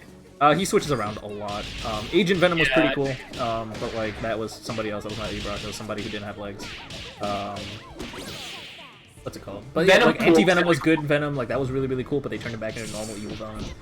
Venom at some point turned good and then like became corrupted again because he got consumed by the desire for revenge because he didn't understand why Spider-Man didn't trust him. I don't get it. I felt like a really forced way to make Venom evil again. Like Venom should just stay a good guy. Like he's always been better as a good guy. Blocks. No reason to backdash there. Not sure why that happened. I think you meant to push block. Got hit.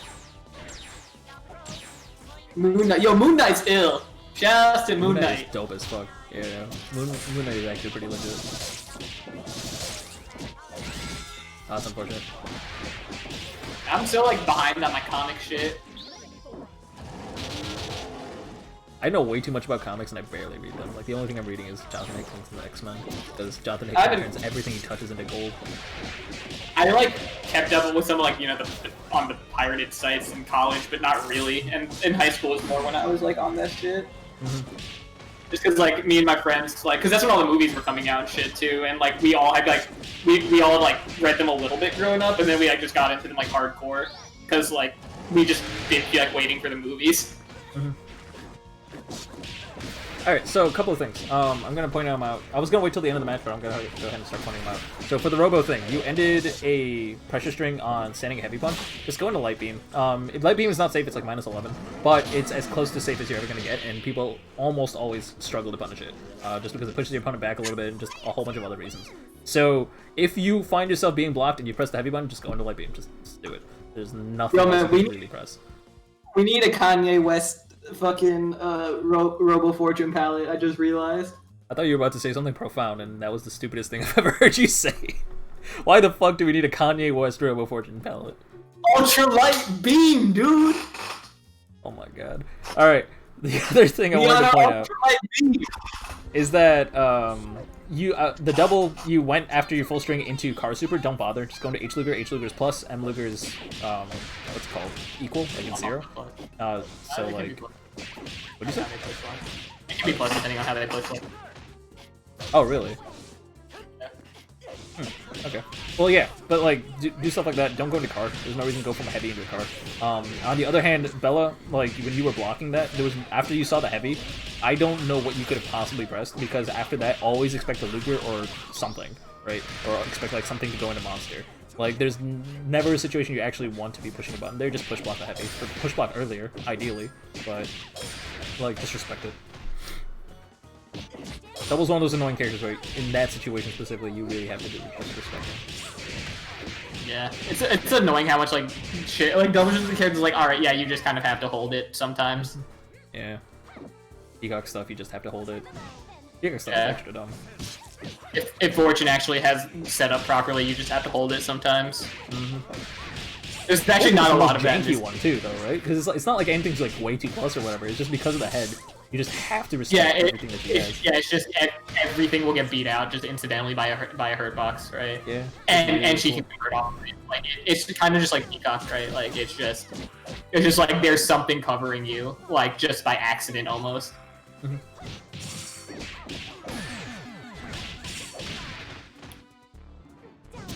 I'm gonna like have to just do a stream where I only play Robo Fortune and play that song on loop.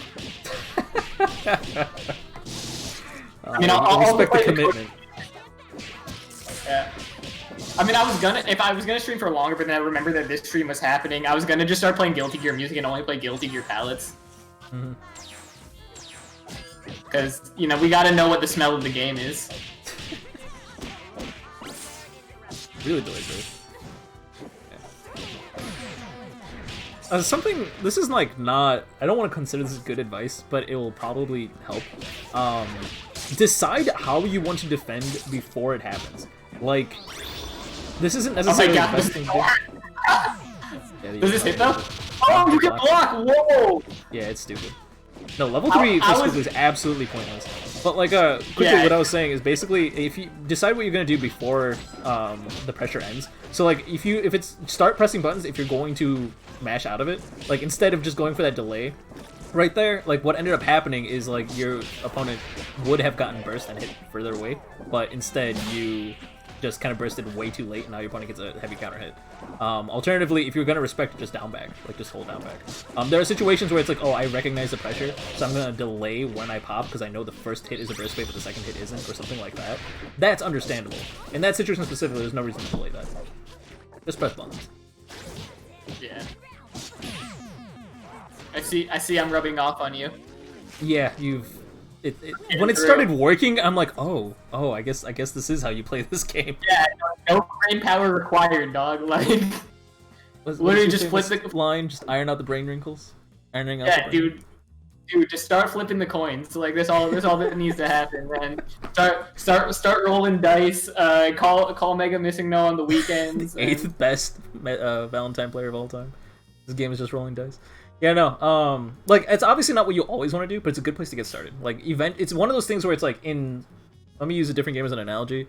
In StarCraft, people tell you if you want to get better, you learn to macro, and then you learn to macro less and less as you gain the execution to do things that aren't macro. In the same sense, in this game, just mash or down back. Don't do anything else, really, and start stepping backwards as you find reasons to do so. Until you find reasons to do so, just do one of those two options. And you can thank Genji for that. God, there's some similar ass palettes. What the fuck? Yeah, that's pretty similar. I mean, I guess one's a little bit more. One's getting a bit more sunlight than the other, but. Yeah, Jesus Christ. Are these two actually the same palettes, or did something bug? They're not the same palette. These two palettes exist in the game? Yeah. What? Well, they're different enough. Jeez. One's white, like the one's the darker cat, and one's the lighter cat. That's crazy. Man, I play this character too. This is technically my main character now. Also, thank you Yasu on the local dunce for jumping right on in. Vermalingus, hopefully that was some good stuff. You got to do your squiggly XL Bell standing medium punch reset though. Yeah, that's right. The standing medium punch vortex is really powerful on squiggly, and XL Bell is an amazing way to do it because you also get a charge. You do it off of XL? I thought it launches too high. Oh, you can get it. Because they're in a knockdown state the entire time. I thought it just launched too high to actually hit it. Yeah, I just think like it's a bad idea for like Clarity to have both of these palettes exist simultaneously. I mean, there are stages that are so, what's it called, bold in color that it melts other skins away, like the red one and the white one, right? Classroom and yeah. I was thinking about this, right? It's like what's more competitively viable? All white on Class Notes or all red on Gehenna? It's definitely Class Note. The Class Notes one is definitely more competitively viable because it causes glaucoma, it just burns your eyes out. Also, there's skins that are straight up transparent, which just murder people's eyes on that stage. And you turning up the contrast on the stream setup. Yeah. Now for real, like this stage is so good because all the colors in the background are washed out and makes the bold characters in the front stand out, while at the same time not looking out of place. Like that's really well done. The art direction on this stage is perfect. On stages where there's bold colors like the Gehenna or just Class Notes, those made a mistake. You done fucked up. Yeah. It's also like it's really like in the beginning of Dragon Ball FighterZ, Sonic Fox would just play yellow palette, so all the key blasts would just like blend in with everything. That's so smart. I didn't even think of that. That's good.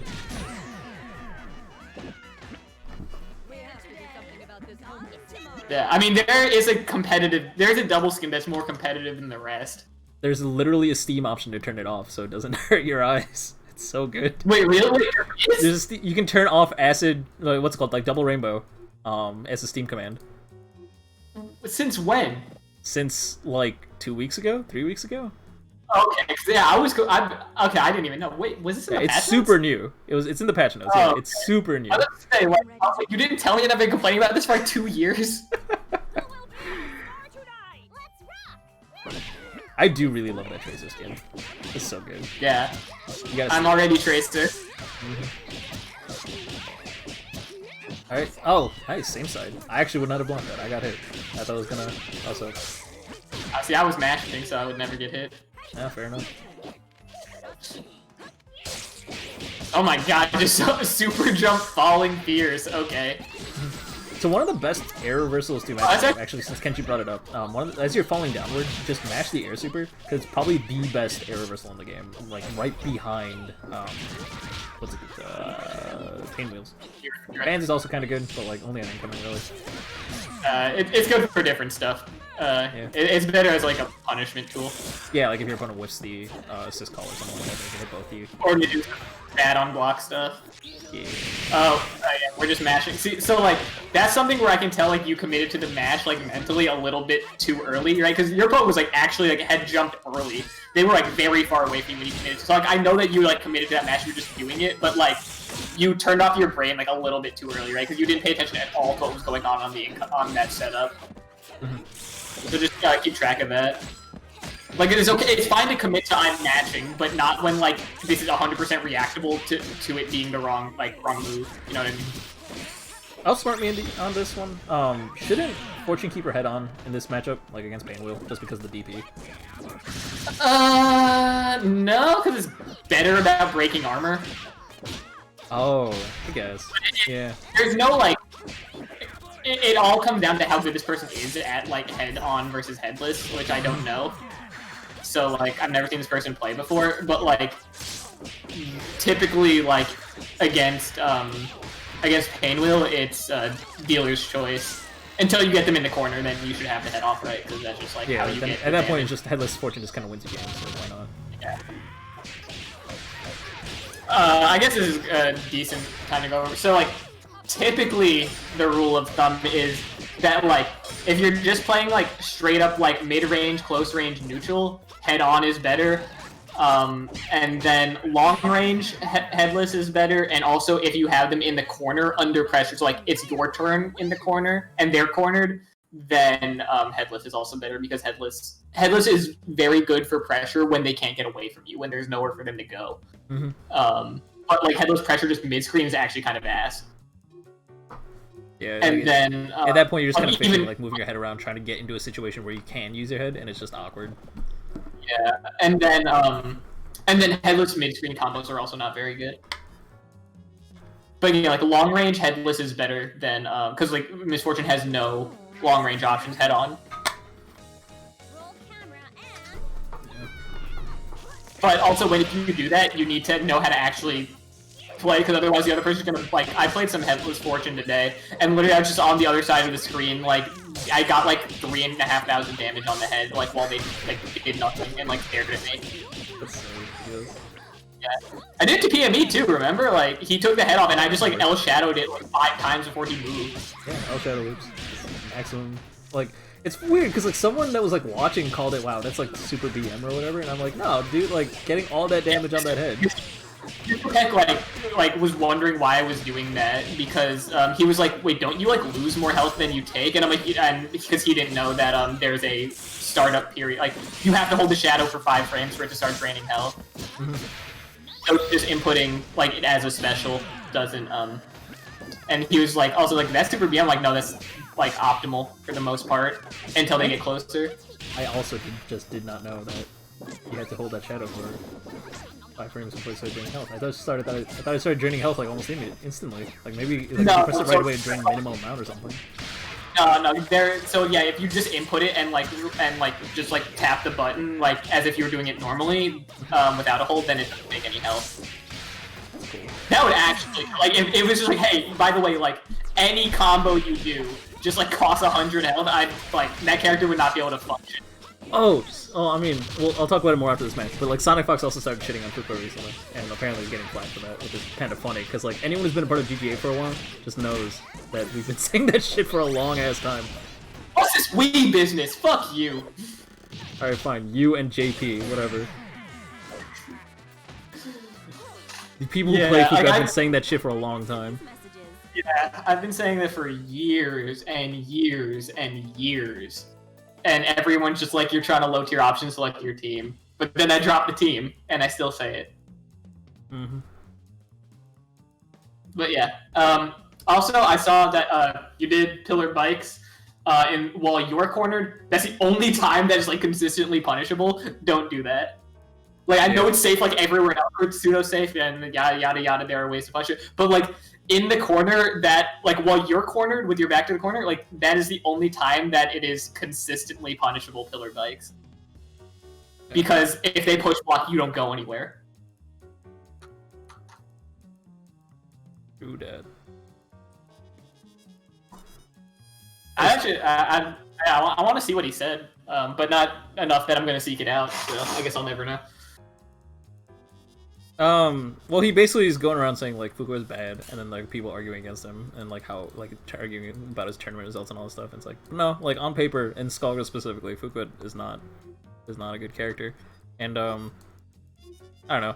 Like, if you watch the stream enough, you'll definitely hear that rant every now and then. Kenji says it a lot. JP, when he used to host, he said it a lot. It's a character you don't really want to deal with. It's tough. I like when I was still like competing, right? I like analyzed Sonic Fox's set like interaction for interaction, like to understand how he got the hits, and it was really just because people were stupid against Vincent. Like I like tried to understand like how the character should be played, and it like, dude, she's just bad, man. The thing is, like, I still want to emphasize, like, for people who are new here, that, like, that doesn't mean you shouldn't play Fuqua. Like, Fuqua is fine as far as characters go. Like, she's a tough character to get good with. Like, you're gonna have to do a lot more work. You need to do a lot more resets. And you really, but, like, she has plus sides to her, and, like, she's still viable for all intents and purposes in Skullgirls.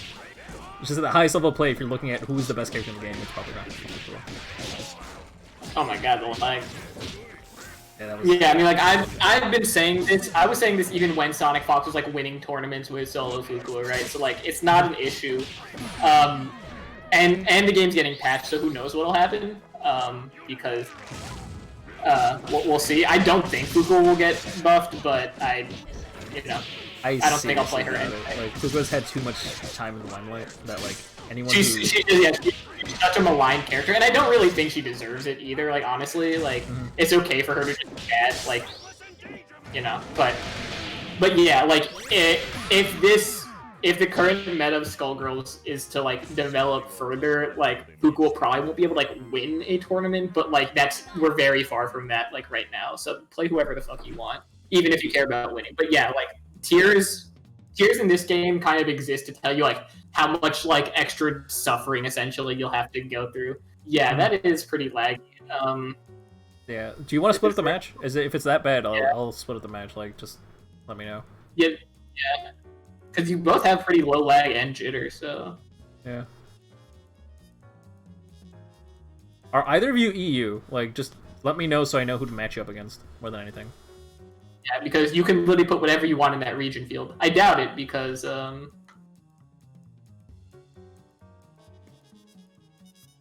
Haven't updated the character. What? The entire Sonic Fox thing is because they changed the... What are you talking about? I have no idea what you're talking about. If you're on some of that weird, like, Sonic Fox shouldn't be in the game shit, like, I'm gonna just ban you from chat right now, so, like... No, that's not what Nam's saying. Nam doesn't... The entire Sonic Fox thing is because... wait, is that what's happening right now? Are we actually talking about the Sonic Fox? Who's talking about that shit? Because Nam is... I don't think... Yeah, Sonic Fox versus Mike Z. What are we talking about? Okay, whatever. So I don't think we're talking about the Persona thing. The Persona thing, whatever. Okay. But when we talk about making a character, we're talking about Fuqua. Because Sonic Fox literally worked with Mike Z to basically completely redesign how Fuqua works to be however Sonic Fox wanted her to be. Which I think is based on Carmine from Under Night. Well, not Carmine. Is it Carmine? Yeah, Carmine costs health to do shit and then he gets it back. I honestly thought it was based on, like, Eddie. Eddie? Like, From Guilty Gear? Yeah, from Guilty Gear. Setting up, like, random traps and creatures that walk across the screen. The character just like Eddie in this game is Misfortune. What? Puppet character.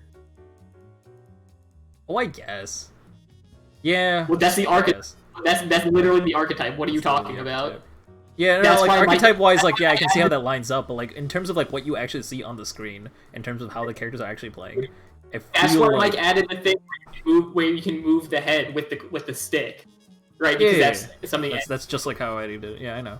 I know that. I don't know, when I imagine Fortune as a puppet character, I don't. The first character that comes to my mind is not Eddie. It's closer to like what's his face?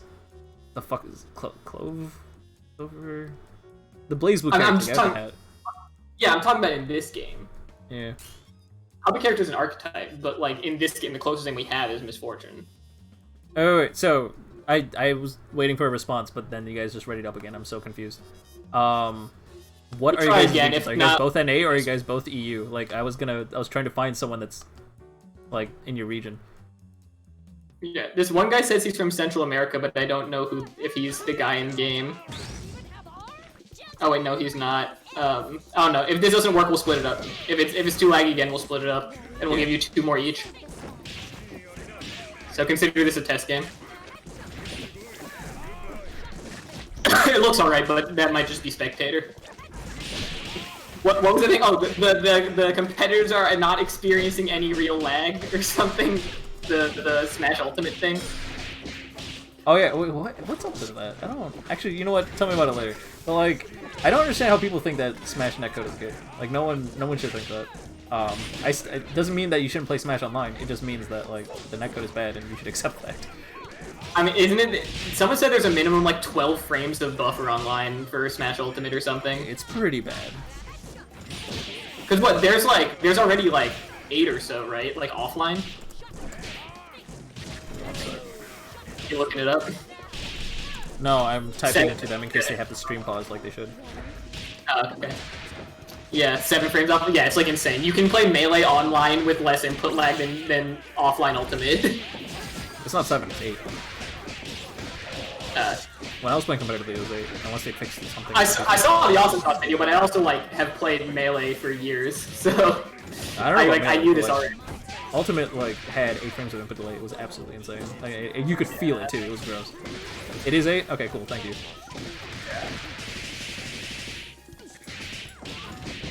Yeah, Awesome Sauce has been making cool videos now, but it's like some of it's like just like, oh, if you play I mean, it's for people who don't play Melee, so like I get it. It's just like sometimes you don't get a lot out of it. There's someone who plays. Okay, should kill. You got 1.3 scaling. Yeah, this does so much damage. Also I like this double color. It's been sped. I think it's the only super in the game that's been sped up 3 times, 2 times, 3 times. Really? 3 times. Yeah.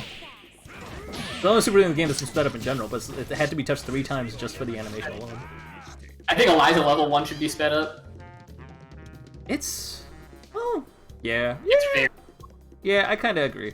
I kind of agree with that. It also works for timer scam tech because it doesn't have hit stop the entire time. So is that good for y'all? Y'all gonna play this out? it looks like it. Okay. Graham says it was really dumb. I just didn't have my computer plugged in. Okay.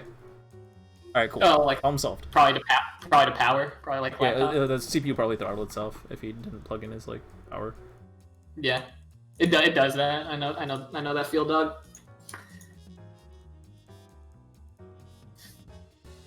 I've been using exclusively a laptop for 4 years because of me just constantly being relocated all the time for work, and it has only sucked. Like, this laptop is really good. It's like it's an ROG, it's 750 whatever. Like, it's a huge ass laptop with like an alien spaceship. I needed it because it's the only thing I'm using. But holy shit, it sucks as a laptop.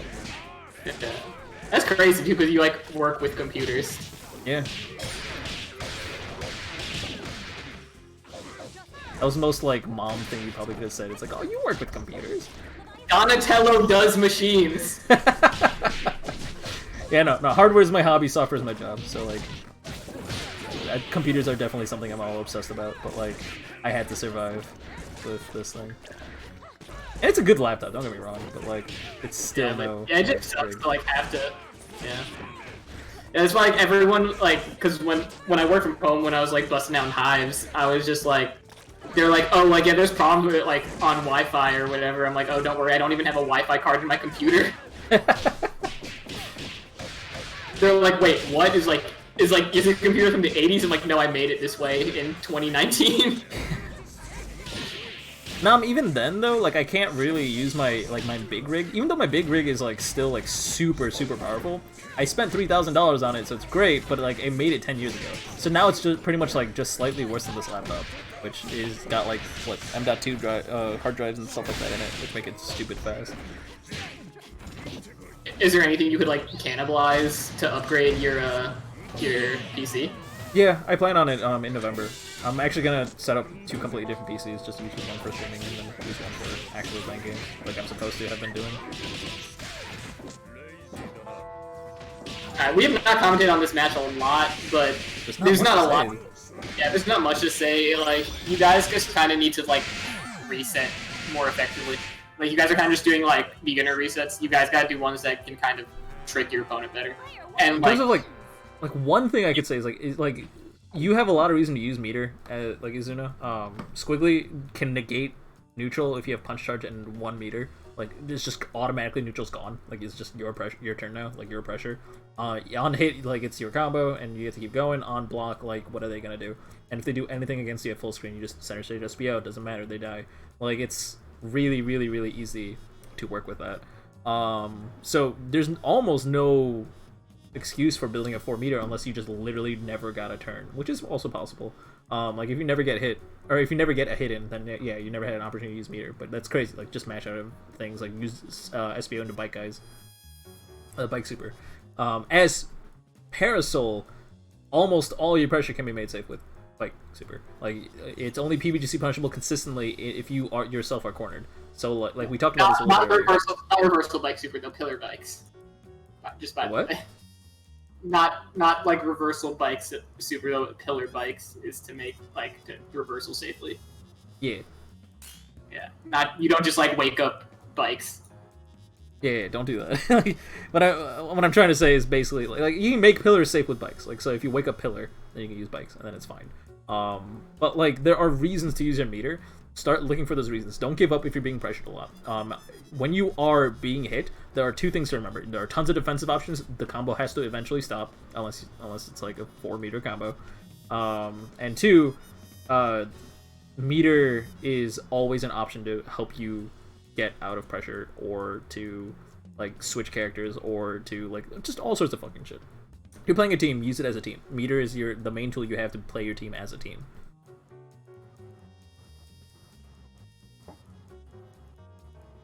You changed your Twitch name, so it's not confusing. Alright, cool. Okay. Is there a reason your Steam name, like, is named after the hentai manga site? And, like, exactly, like, it's not even like you're paying homage to it, like Faku fan or something. It's just that, all caps with the exclamation mark, like the actual website. Maybe he's a big fan of the Melee player Coastward. There's a Melee player with that name too?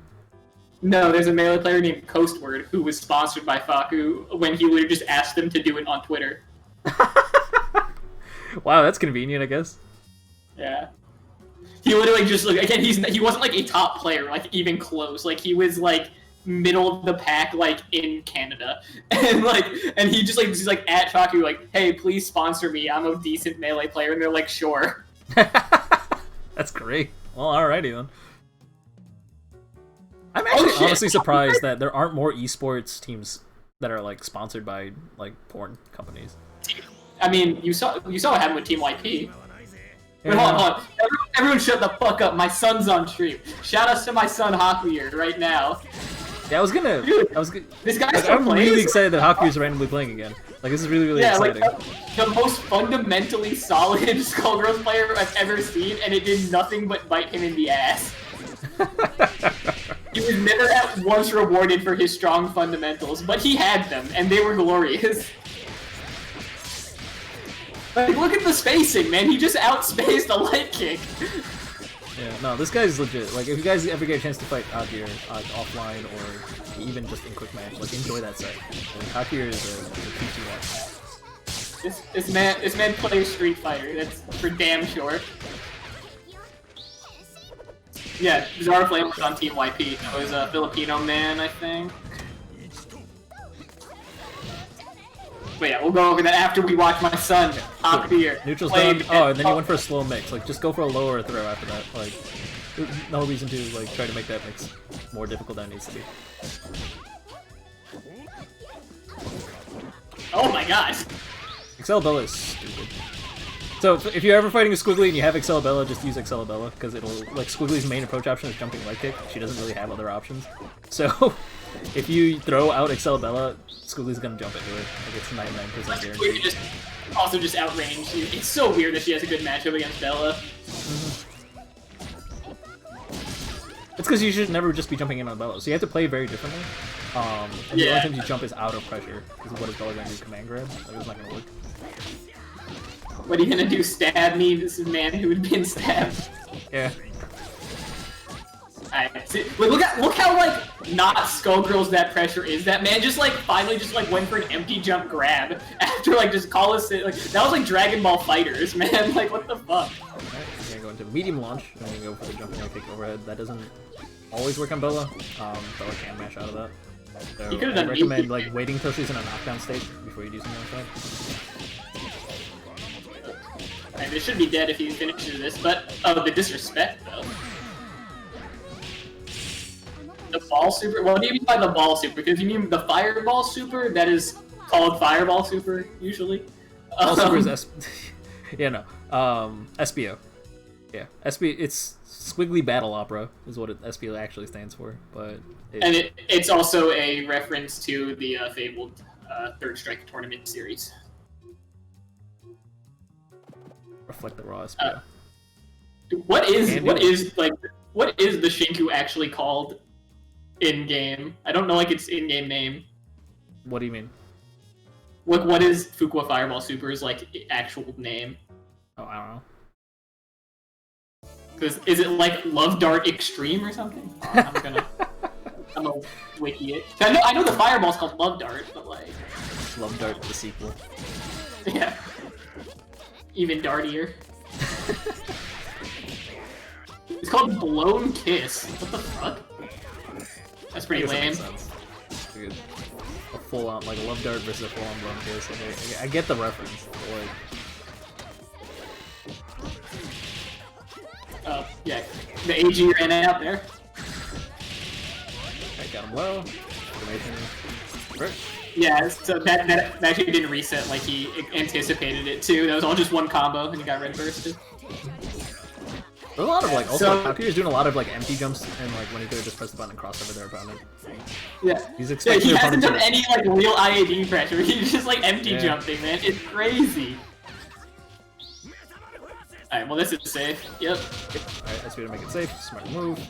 That's not a good like mix-up, the jumping medium punch thing.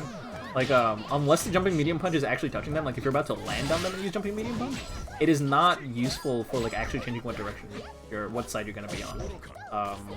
It's too telegraphed, long story short, and also you're just way too high up. I wouldn't bother.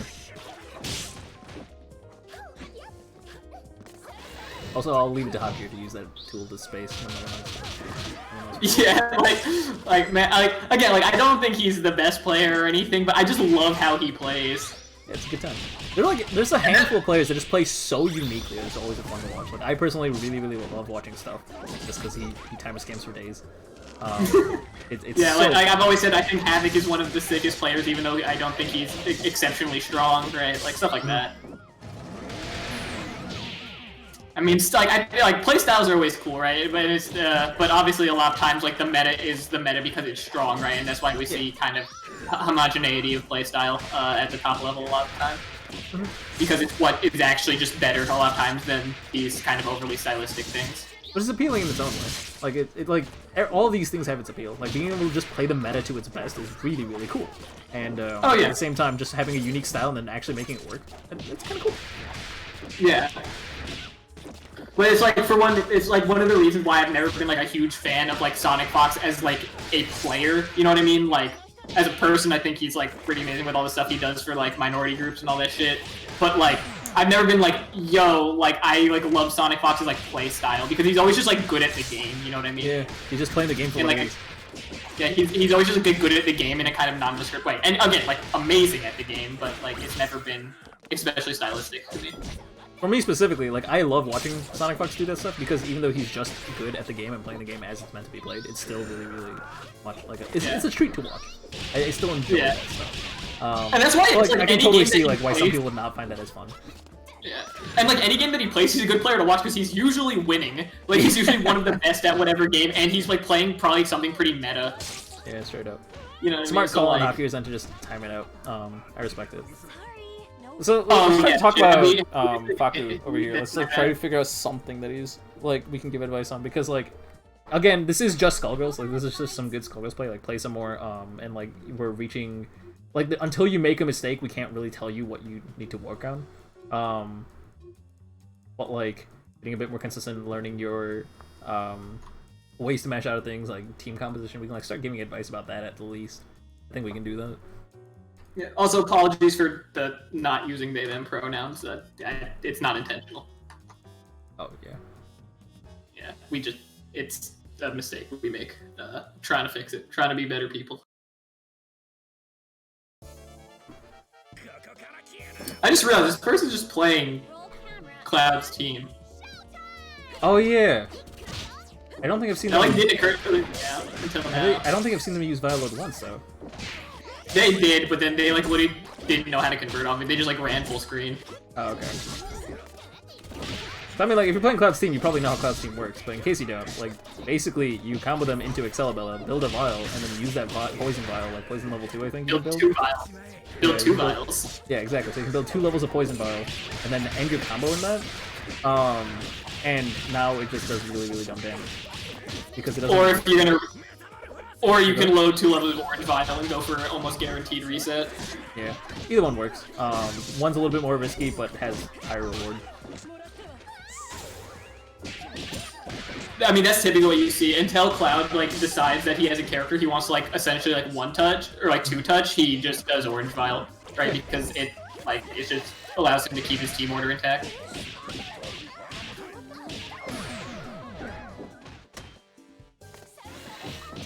Yeah, you gotta wait a little bit on that assist call. Oh yeah, you should just call updo for incoming, not drill.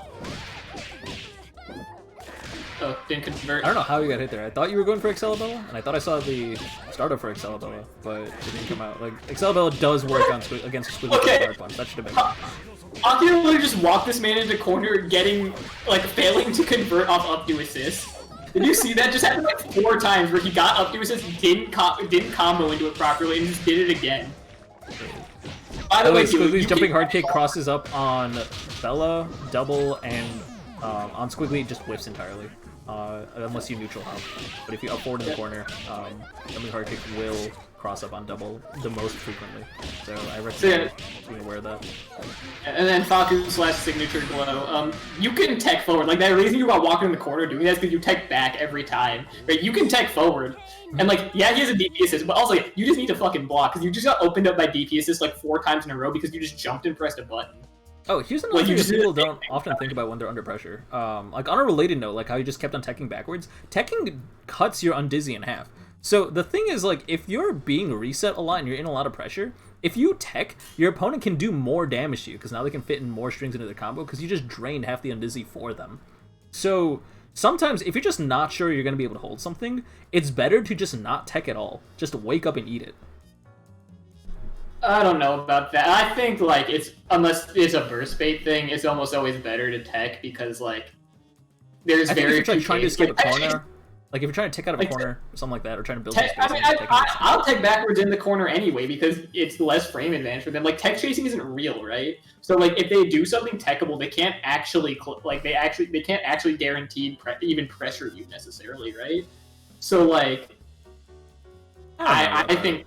Like, if I see someone teching backwards in the corner, I'm just like, alright, well, I'm just gonna put out cremation, then call my assist and see what happens from there, and it usually just tears someone open. I've never been rewarded for not teching. Alright, well, I guess it's a debatable topic in that case. But, like, in general, though, just be aware that every time you tech, you're letting your opponent do more work on you. Everyone DM Crank telling him that he's wrong, and that I hate the bands he likes. I mean, you're gonna know the bands I like. You're gonna cancel for other reasons, but we both know. I'm just saying, man. There's a twit longer out there now. That's all about you, clearly. It doesn't name a completely different person. Alright, so for those guys who don't know Nam was actually one of the first 3 members of Skullgirls Get Gr8. He was actually part of the staff a long time ago. Yeah, Nam is actually really, really old school. He ran the EU bracket. Is he a Crowhome? He's a what? Is he Crowhome in this game? Yeah, he's Crowhome. Okay. Oh, we can do the TJ route. Okay. That was okay. Yeah, you don't do a second item drop because that'll red burst anyway. But that was the TJ route. Oh, this person's actually playing Peacock. Right, you could end banged out. You want to be careful about that because that gap before the silver cord can be just punch moved. So in this matchup specifically, that frame trap just never works. There's almost never a reason to do it. We're just not blocking, I guess. I don't know how he got hit by that item. He got counter hit too. That's why you pressing there. Yeah, I mean now this is kind of just a foregone conclusion. You have no assists and you're against a solo versus trio Peacock. Like, I don't know how you win this. It's tough. Yeah, I mean Double's really, really strong. Like Double used to be just the go-to anchor, but like nowadays she's really, really strong for a mid-screen vortex, which usually needs an assist. It doesn't need an assist. You can still do it without it. But A, there's no reason to push Peacock into the corner, and B, having an assist makes it a little bit more valuable. So you might want to, like, especially when you're sitting on like 3 to 4 meter like that, you might want to look for more opportunities at DHC and getting a team order where you'll be able to use the mid-screen vortex with Double. Otherwise, you're just not really getting value out of it. Oh my god, are y'all people like really flaming out in chat? Like, I'm gonna time some people out. Who's flaming in chat? I don't see anyone. Couple people. Alright. Dude's flaming. He gets timed out.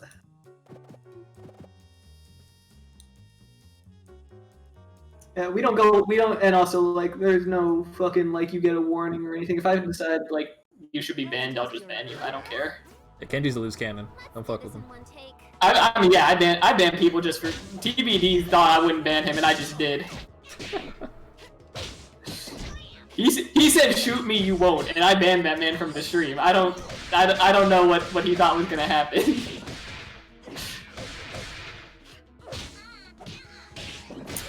Alright, got the overhead, no conversion. Yeah. Okay, this is a heavy counter hit, but he's not doing a real route. This isn't even a corner route. Alright, we're that was actually combo. really smart coming out of Nom there. I think he was trying to bait that punch move. Frosty didn't do it, which is good. He did it later, but he wasn't. Yeah, he wasn't ready. Yeah. All right. Yeah. Oh yeah, we're doing one more a not time. real combo. We gotta learn a real parasol combo. What is this nonsense? Yeah, and now we see the beauty of trios versus solos. This man has no options besides punch move. Wow, the one guys time missed- where he didn't mistimed his like thing, he got punched. Yeah. Sucks. Yeah. He was actually doing pretty smart. Like he had to get right game plan there. He did need to make his combos a lot better. He has 4 meters. This character could have been dead a long ass time ago if he could just finish a combo, but he keeps dropping. He has yet to complete a parasol combo.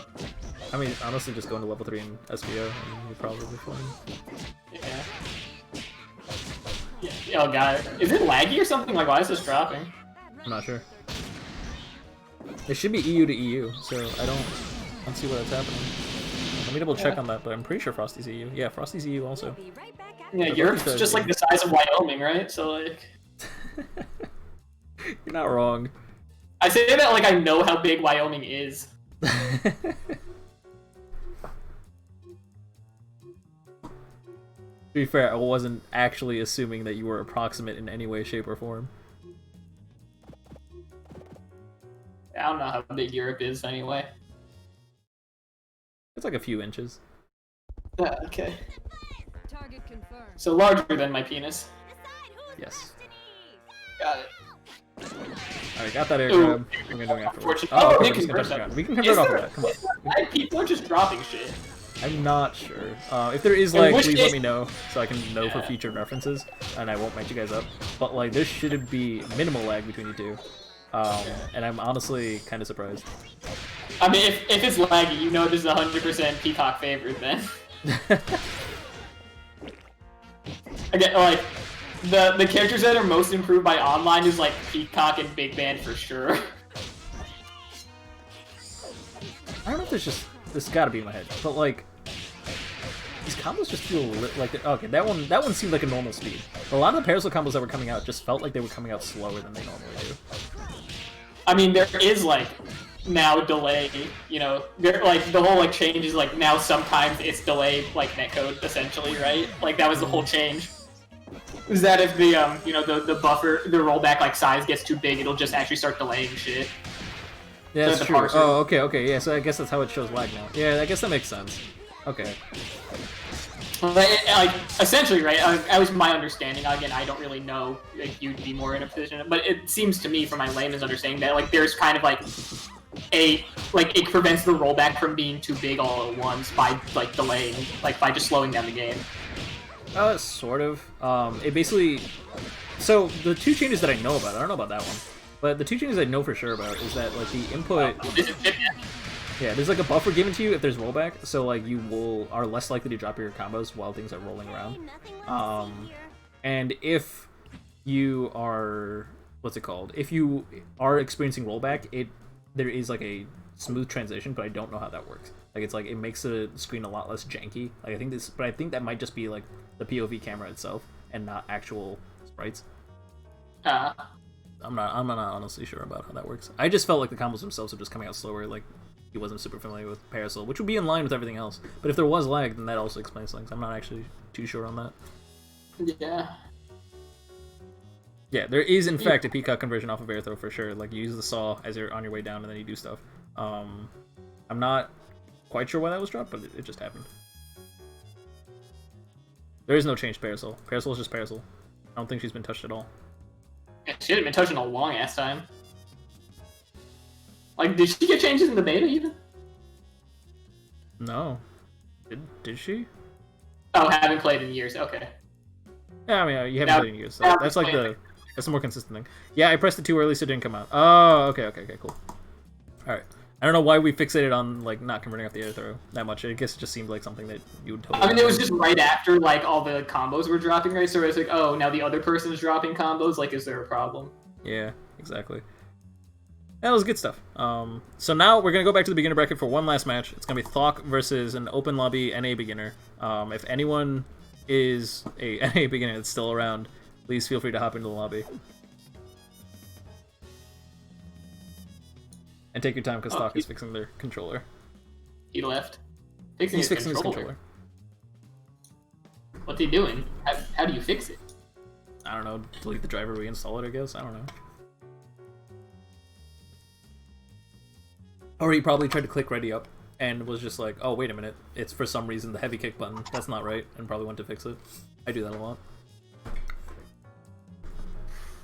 His cross-up wasn't calibrated correctly. Glow, We need a beginner level. You're a little bit too intermediate for that. I like Thok is good. Like he's improving, I should say, very very specifically. And I still would prefer to make a relatively even opponent. I know there was another one. I think it was like TMO versus. I forgot who it was. There was someone who requested that they fought TMO, but they were like 200 hours apart. Like it was like 300 to like 100. I was like, probably not the best idea. Oh, it was actually Faku. Faku was the one that wanted to fight TMO. Oh. Oh man, that jitter. What's up with that jitter? I don't know. What's going on, my dude? But the Wi-Fi detector's not tripping up, so that's just how it is. Just dorm internet, I guess. Yeah. Hey man, the internet in my dorm was actually really good. I had shit-tastic internet in my dorm. I was so happy to leave. And that's when the League of Legends servers were still in Santa Monica. So, oh my god, just like perfect connection. Like I was playing on like 11 ping or something, dude. Yeah. It was so great. I mean, I got on campus once I moved out of the dorm. I got fiber, and like I had like a 2 ping connection to when I was playing League. Like somehow, for some reason, I didn't stop playing the game at that point. They moved the servers to Chicago at a certain point.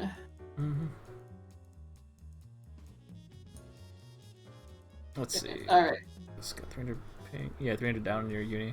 That's pretty nice. You have an undernight in-birth house?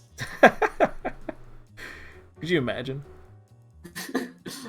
Fuck European vernacular. You just bought a house, filled it with undernight. Yeah. I might just have to fight Thok if we don't have a beginner level player to fight him. Alright, you'll lose anyway. I will probably lose anyway. I mean, I'll play solo Robo because I need to play her combo at least once. Team. Play the team. Play the team. Grab the comb. Grab the comb. Let's go, Thok. We're gonna fight.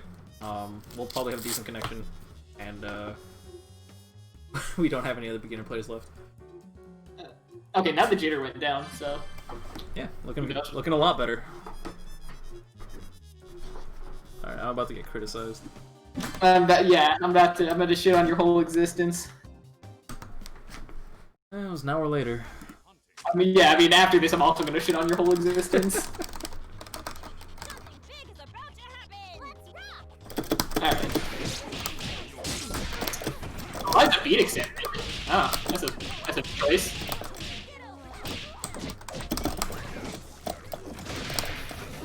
Okay. Okay, we're running with playing charge instead of playing neutral. I am not. You can't do combos? I'm dropping. No, I don't know if it's lag or not, but like I don't want to say it's lag, but like it does not feel like I'm playing correctly because I don't stance like that. Never take responsibility for your actions. Say it's lag. Oh my god, autocorrect DP. Oh my god, Doc must be fuming right now. That's such bullshit. Oh my god. That sucks. Oh, wasted the charge too. I tried to use SBO and it just didn't happen. Yeah. And then he hit you with a light kick, I think. Alright, hard knockdown setup. He does nothing. I don't know why people are trying to do symbols as like a setup. That's not a thing that works.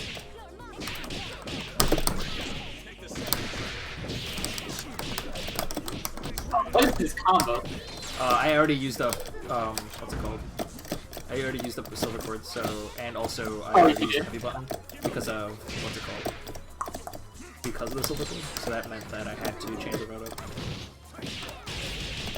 Like that. So now I have to convert the standing V punch.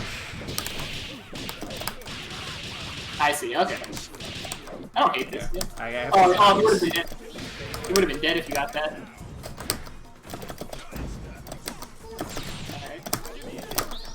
Yeah, you have Beavis. That just his life just sucks right now. Yeah. Yeah, I mean, Eliza beat Extend, but that's not, it's not great. So, I mean, my biggest comment about the team in general is that it feels redundant, because Eliza already has the ability to make an entire dead zone in front of her with her DP, and I'm not saying her DP is good, but I am saying that you do have to respect her within that region, and DP just makes you do the same thing again. So, like, I mean, yeah, it feels kind of pointless. Between her air dash and her, like, good suite of, like, anti-air buttons, it, like, is, like, Eliza, like, just covers that area. Like, that's her strong area already, right? Like, if there's any, like, area, it's, like, that and, like, right in front of her in the air, right? Mm-hmm. Like, so it doesn't, like, make sense to, especially light beat extend, which doesn't even, like, cover for a substantial amount of time. That's why, like, Eliza plus a DP assist, like, isn't really a thing, as it is with, like, literally every other character. It's like, okay, yeah, the DP assist, like, meaningfully upgrades his character. This is probably the one character that gets the least out of DP assists. Oh my god. Yeah, actually, it might be Eliza that gets the least out of all DP assists. Oh, American. Now you're dead. Yeah, okay. On to level 1. There you go. Yeah, I think you're dead for 1 meter, too. Actually, you don't need the DHC because you do way too much damage. Yeah. Good shit. American. Alright, what's the incoming? Oh, nothing. Oh, but you get crossed up anyway. I mean, you got counter hit for pressing light punch, but... Oh, that sucks. That was a full combo, too, because you can OTG after that.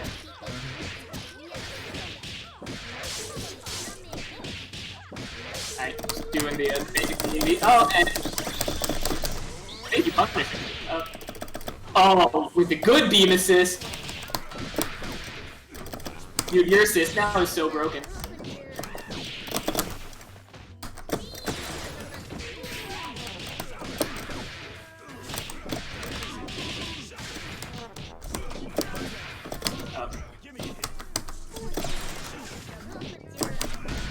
Oh, very well. Yeah, you have to do instant. That was not instant Ebert. You were very minus. Yeah, I mean, I specifically did it slowly because I've been fighting too much Penny. Penny, if I don't delay it on Penny, Penny just always beats it out.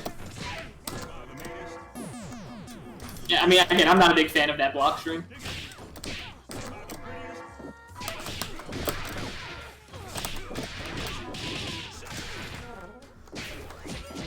Why are you doing the wiener loop?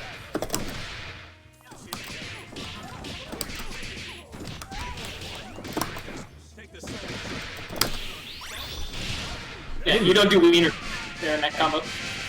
I did. She's a medium weight, so I did the medium heavy combo, which is jumping medium kick, like in the air. You don't do the second. You don't do the second part though. I didn't do the second one. Yeah, you did. What? Yeah, you spun the dick, man. Spun it twice? No, it's not. It's not actually charged for Robo level 3. It just looks cooler. Oh wait, are you sure you don't spin it with for the first hit? No, you just do medium kick, heavy punch. You don't do medium kick twice. What the fuck? That is not what I wrote down when you told me last time. Alright.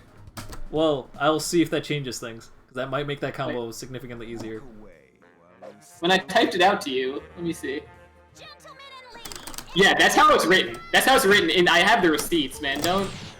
But didn't we talk about it later, and then you told me it's like, no, you are supposed to... No, I said you have to delay it. What? I just told you about the receipts later.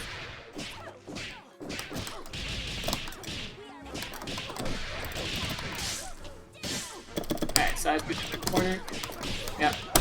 Also, Doc's not really going with a lot of like IAD pressure, which I feel like would be better. I know you're like afraid of A-Train, makes sense, but like IAD pressure is kind of how you have to open up Squiggly in this matchup. Like, being on the ground isn't super great. And you have that big ass, you know, IAD medium kick. So good against Squiggly. Oh wait, oh that did not kill at all. Okay. I forget Squiggly doesn't do damage. I mean, it's also, you were at full and dizzy, right? Yeah. So a single hit super like that doesn't do a lot. And it's 3D too.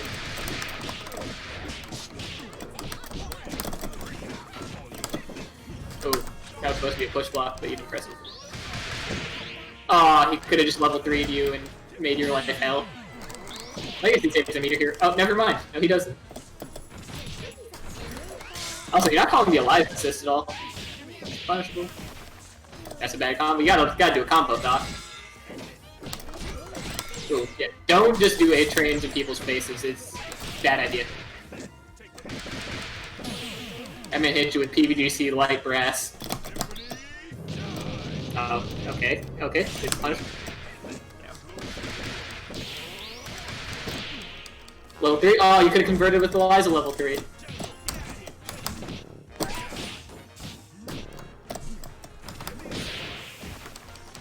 Damn. You gotta space it out. Alright. You didn't snap. What? Let's get a round of applause for our contestants. I do think you're ready for intermediate, and that's not because I lost. It's because I saw you finish No, the it's combo because you and play lost. at full on Dizzy with Eliza, like, pretty consistently. That happened in the first game, or second game? I don't remember. But, like, it happened in one of the games, and you seem to have a better understanding of how to play Brass and Eliza at this point.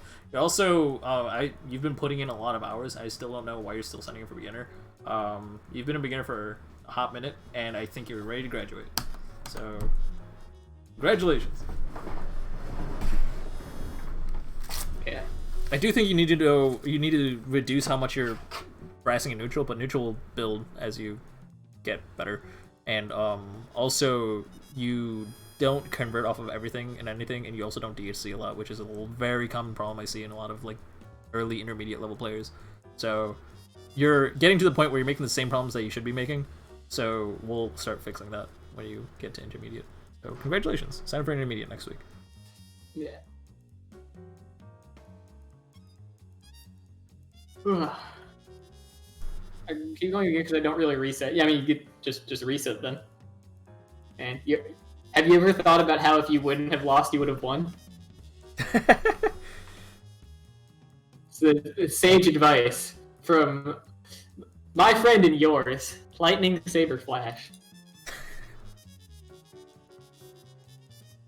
That man, he's like, he always just knew. He said if he wouldn't have lost, he would have won. And you know that's there's never been better advice given to anyone on this planet. Mm-hmm. So like also if you he would only up back because in his own words he refused to be conditioned. So you open up this man the same way. 30 games in a row, 29 games in a row, but he refused to be conditioned. The legend himself. Like, if you want to work on resets in your brain, you think your brain is too small, like you don't want to learn character-specific resets, tick throw is universally a thing. So, like, going for a tick throw and then learning your conversions off of it are pretty much all you really need to get started. Also, every character has a restand reset you can do either B and B. Yeah, true that. Also, like, maybe, like, learn a burst bait. Like, that's also an option. Like, lots of people would pop a burst bait. Burst like, baits are actually, like, super, like, way more important to learn, like, for beginners than, like, I thought. Because, it also implies that you have a full B&B, right? Yeah, like but it's, like, it's mad people mash, and, like, that's the little thing, because, like, I'm playing all these characters I'm not super familiar with now, and I just get mashed on all the time, because I don't have mash-proof shit. Like, burst baits, like, just do that, like, solve that problem for you, like, almost completely. Yeah. Yeah, no, burst baits are actually super, super important. Like, whenever I say, like, pick up a reset or anything, like, if you're like, nah, I'm gonna pick up a burst bait instead, that's way more respectable. Do it. Yeah. Especially if it's, like, one that, like, has a hard knockdown. Like, Eliza has, like, in the corner, has a hard knockdown burst bait, right? So, like, that can just be your shit. It's a kind of outmoded way of play, but it's how, the Japanese and Sev used to play. You do a full combo into a hard knockdown burst bait, and then might add it, beyond minimum scaling for full and dizzy bars. Fuck, if you yeah. want to do corner resets with Eliza, like getting the, what's it called? The reset. But learn these resets with Eliza too, because they work in the corner, kind of by definition almost. So, like, learn more if you don't reset at all, don't, like, worry about, like, these weird, like, specific ones, even though they might be easier, right? Like, learn the ones that have the most applicability. Yeah. There's that, and there's also, like, if you want to just corner carry more, play probably the best Eliza team out there, Eliza A-Train. Like, that stuff's really, really good. And if you want a guide on it, I know a guy who knows a guy. So if you type !_ guides, you find Pleasure's guide to how to play Eliza.